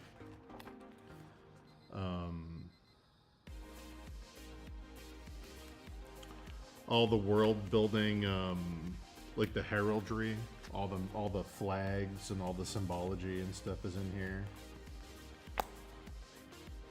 There's a bunch of production design too, production illustrations that didn't get used. There's really great portrait development, character studies. It's a great book. I think it's like, I don't know what it goes for on Amazon.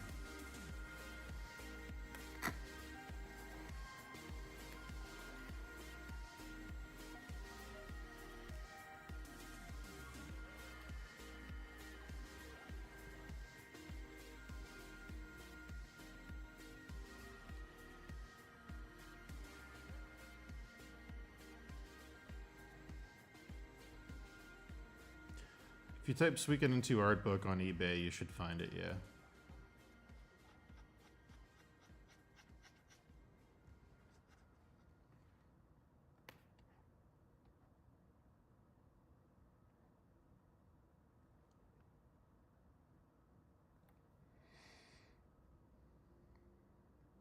Oh yeah, these are great. That Instagram you linked is great.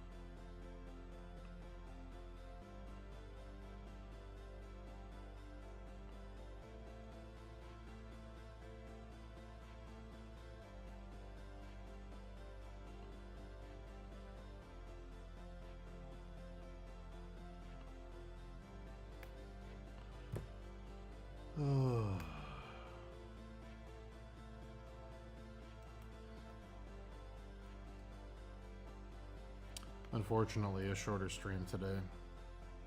I do have to go to a thing. I will be back later, though.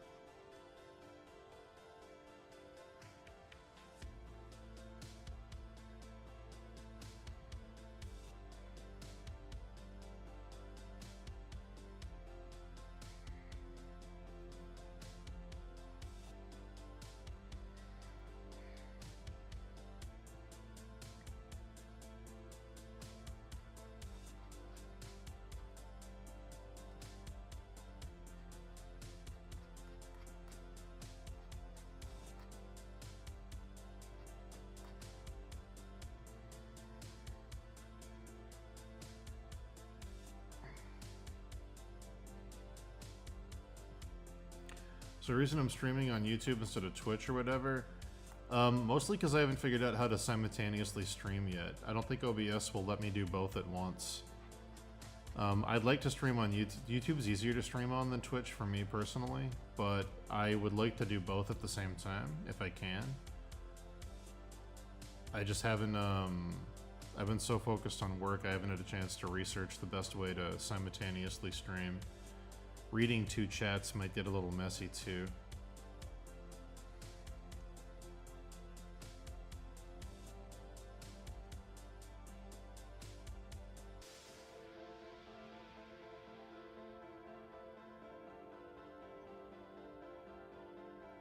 But yeah, I'd like to do both.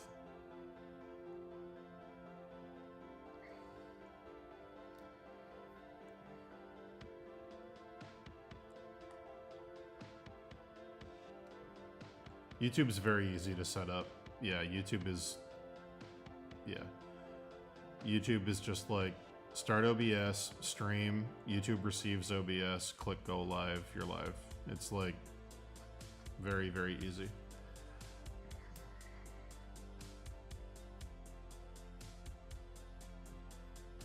Yeah, there's a lot of ads on Twitch too. That is true.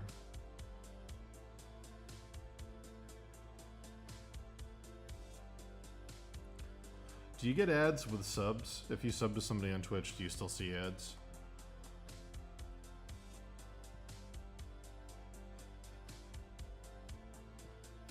I only have one sub on Twitch, I think, but I haven't logged in ages.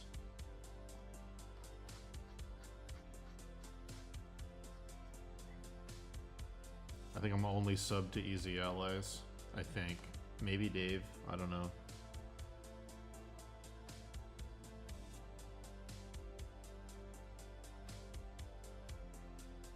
Oh my god, Arson, I've watched all those too.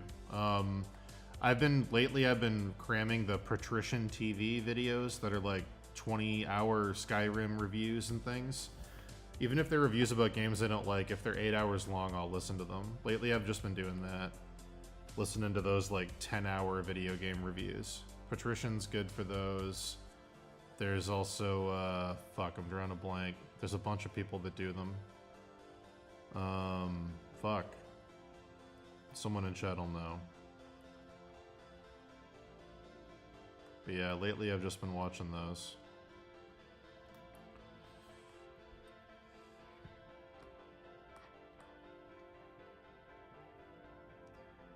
If you haven't done the Game of Thrones audiobooks yet, those are good. Back towards Halloween, I listened to all the Stephen King books on audiobook. Yeah.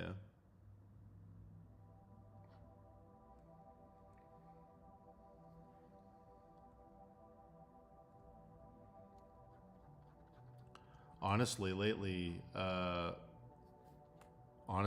this has been it for me. I've just been streaming my whole workday. So I'm not listening to anything in the background, really. I'm just here talking to you guys and painting. So yeah, that's been the majority of it.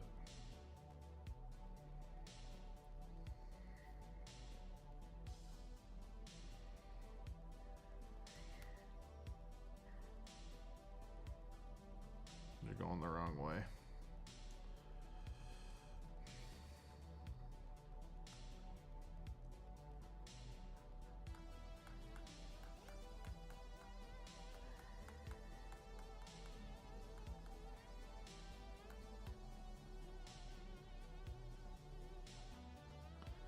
I am reading Between Two Fires. I'm actually reading it.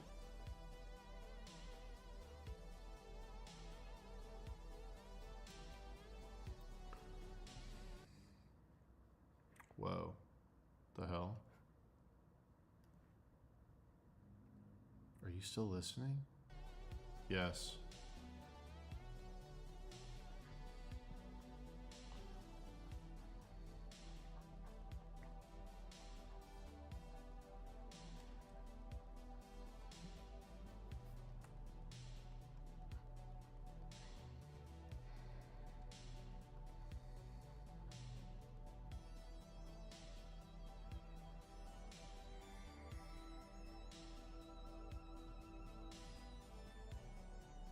Asimov's great.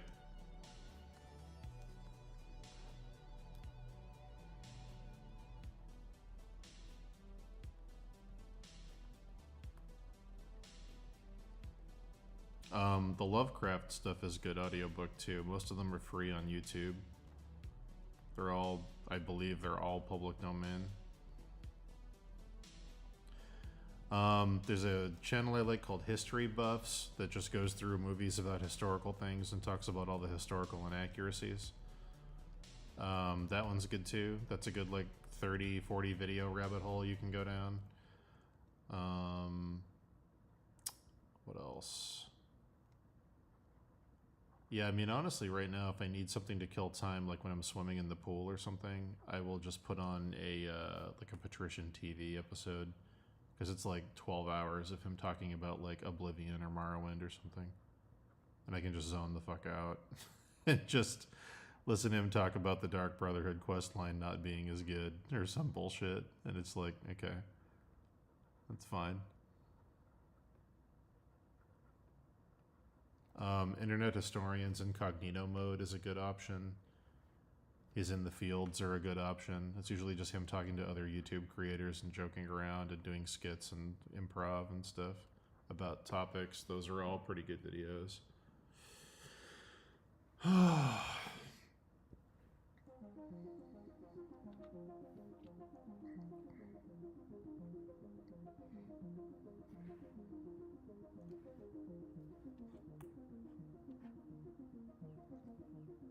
Obviously, Alt Shift X is great. If you haven't gone down the Red Letter Media rabbit hole, start at the beginning. There's like hundreds of videos from Red Letter Media.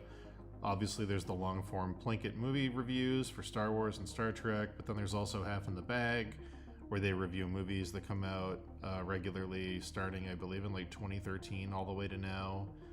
Those are all really, really good and really funny. There's Mike and Jay Discuss. There's Rewind, where they rewatch classic films and critique them. There's a ton of Red Letter Media shit. There's a huge backlog of Red Letter Media stuff. Those are all very good. Yeah.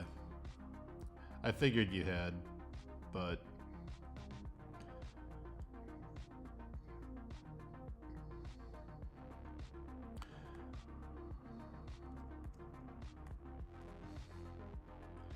You can find the old GameTrailers.com video game retrospectives on YouTube. Some people have playlists where they do like the history of a certain franchise, and most of them are like a few hours long, and there's like probably 20 of those. Those are all really good. The Castlevania one and the Final Fantasy one are probably the best ones. The Zelda one's pretty good too. Those are all really good. Brandon Jones is a really good narrator. What else? Actually, hold on. I have a playlist on YouTube called Work Inspiration. I wonder what's in it.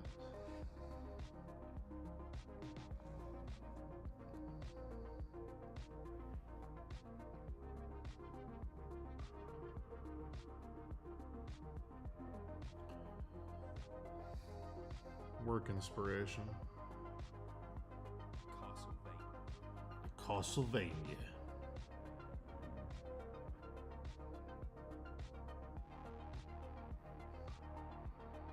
View full playlists.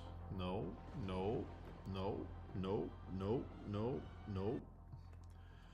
Yeah, all the GT retrospectives are in here. All the Action Button reviews from Tim Rogers. All of those are fucking gold. All of those.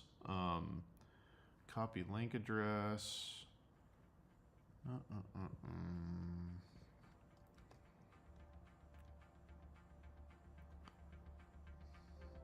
Everything from Tim is incredible and long.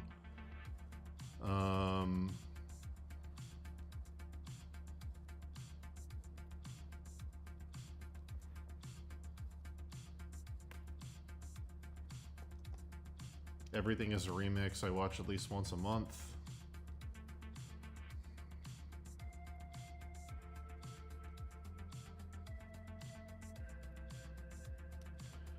What else is in here? Oh, I love this series. Yeah, if you haven't seen this, this will be the last one I post. These are incredible.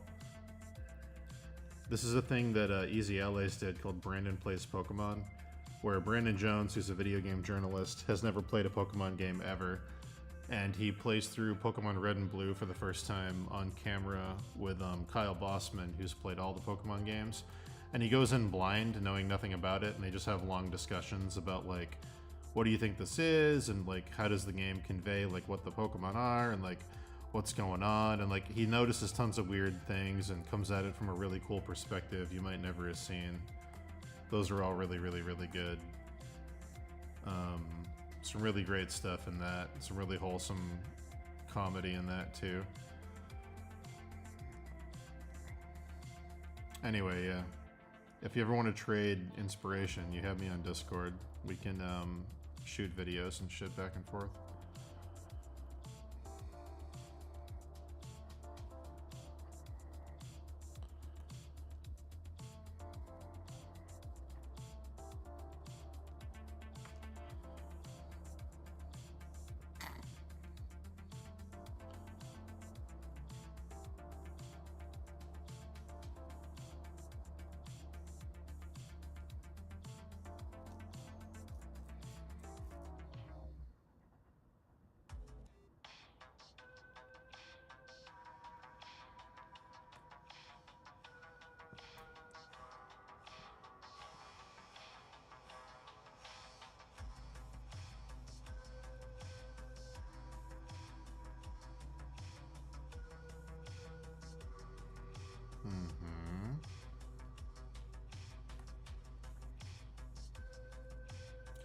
There's a really great Bloodborne lore video called The Pale Blood Hunt, and it's read by one of the voice actors from the game, and it's like 7 hours long, I think.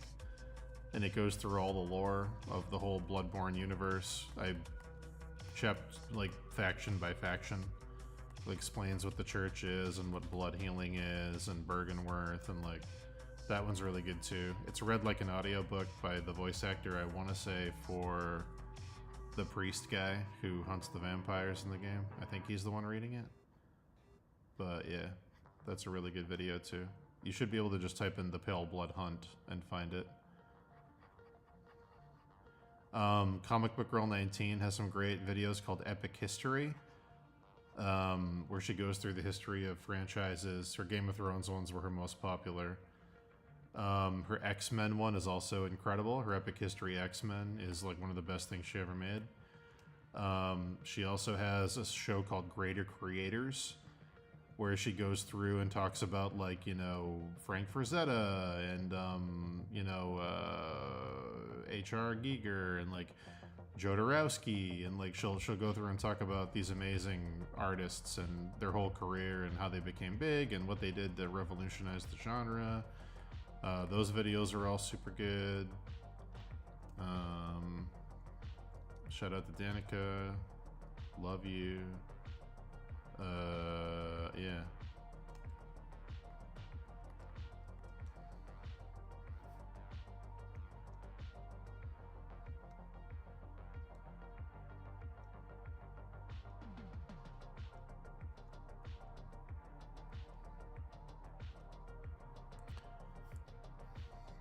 Should you play the game first? Bloodborne? Oh, yeah, you haven't played Bloodborne, right? We talked about that.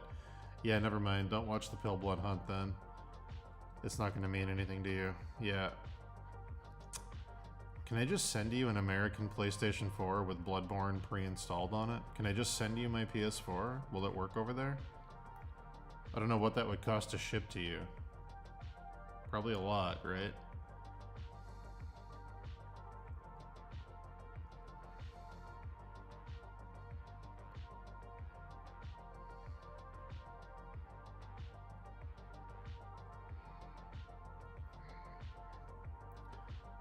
I mean, anyone not playing Bloodborne is horrible, but you specifically not playing Bloodborne feels like a crime.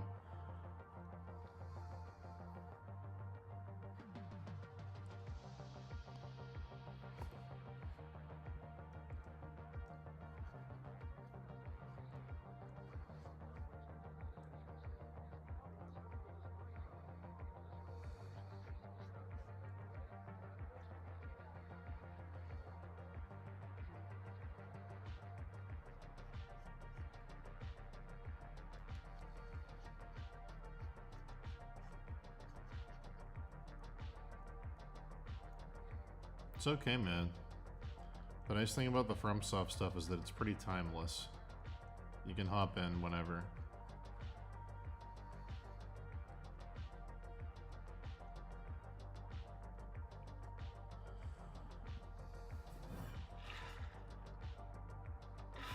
Oh, it's 4 o'clock, guys. I gotta go. I gotta be at this place at 4:30. I didn't even realize. I'll see you later tonight, and I'll probably be on Dave's stream. Love you.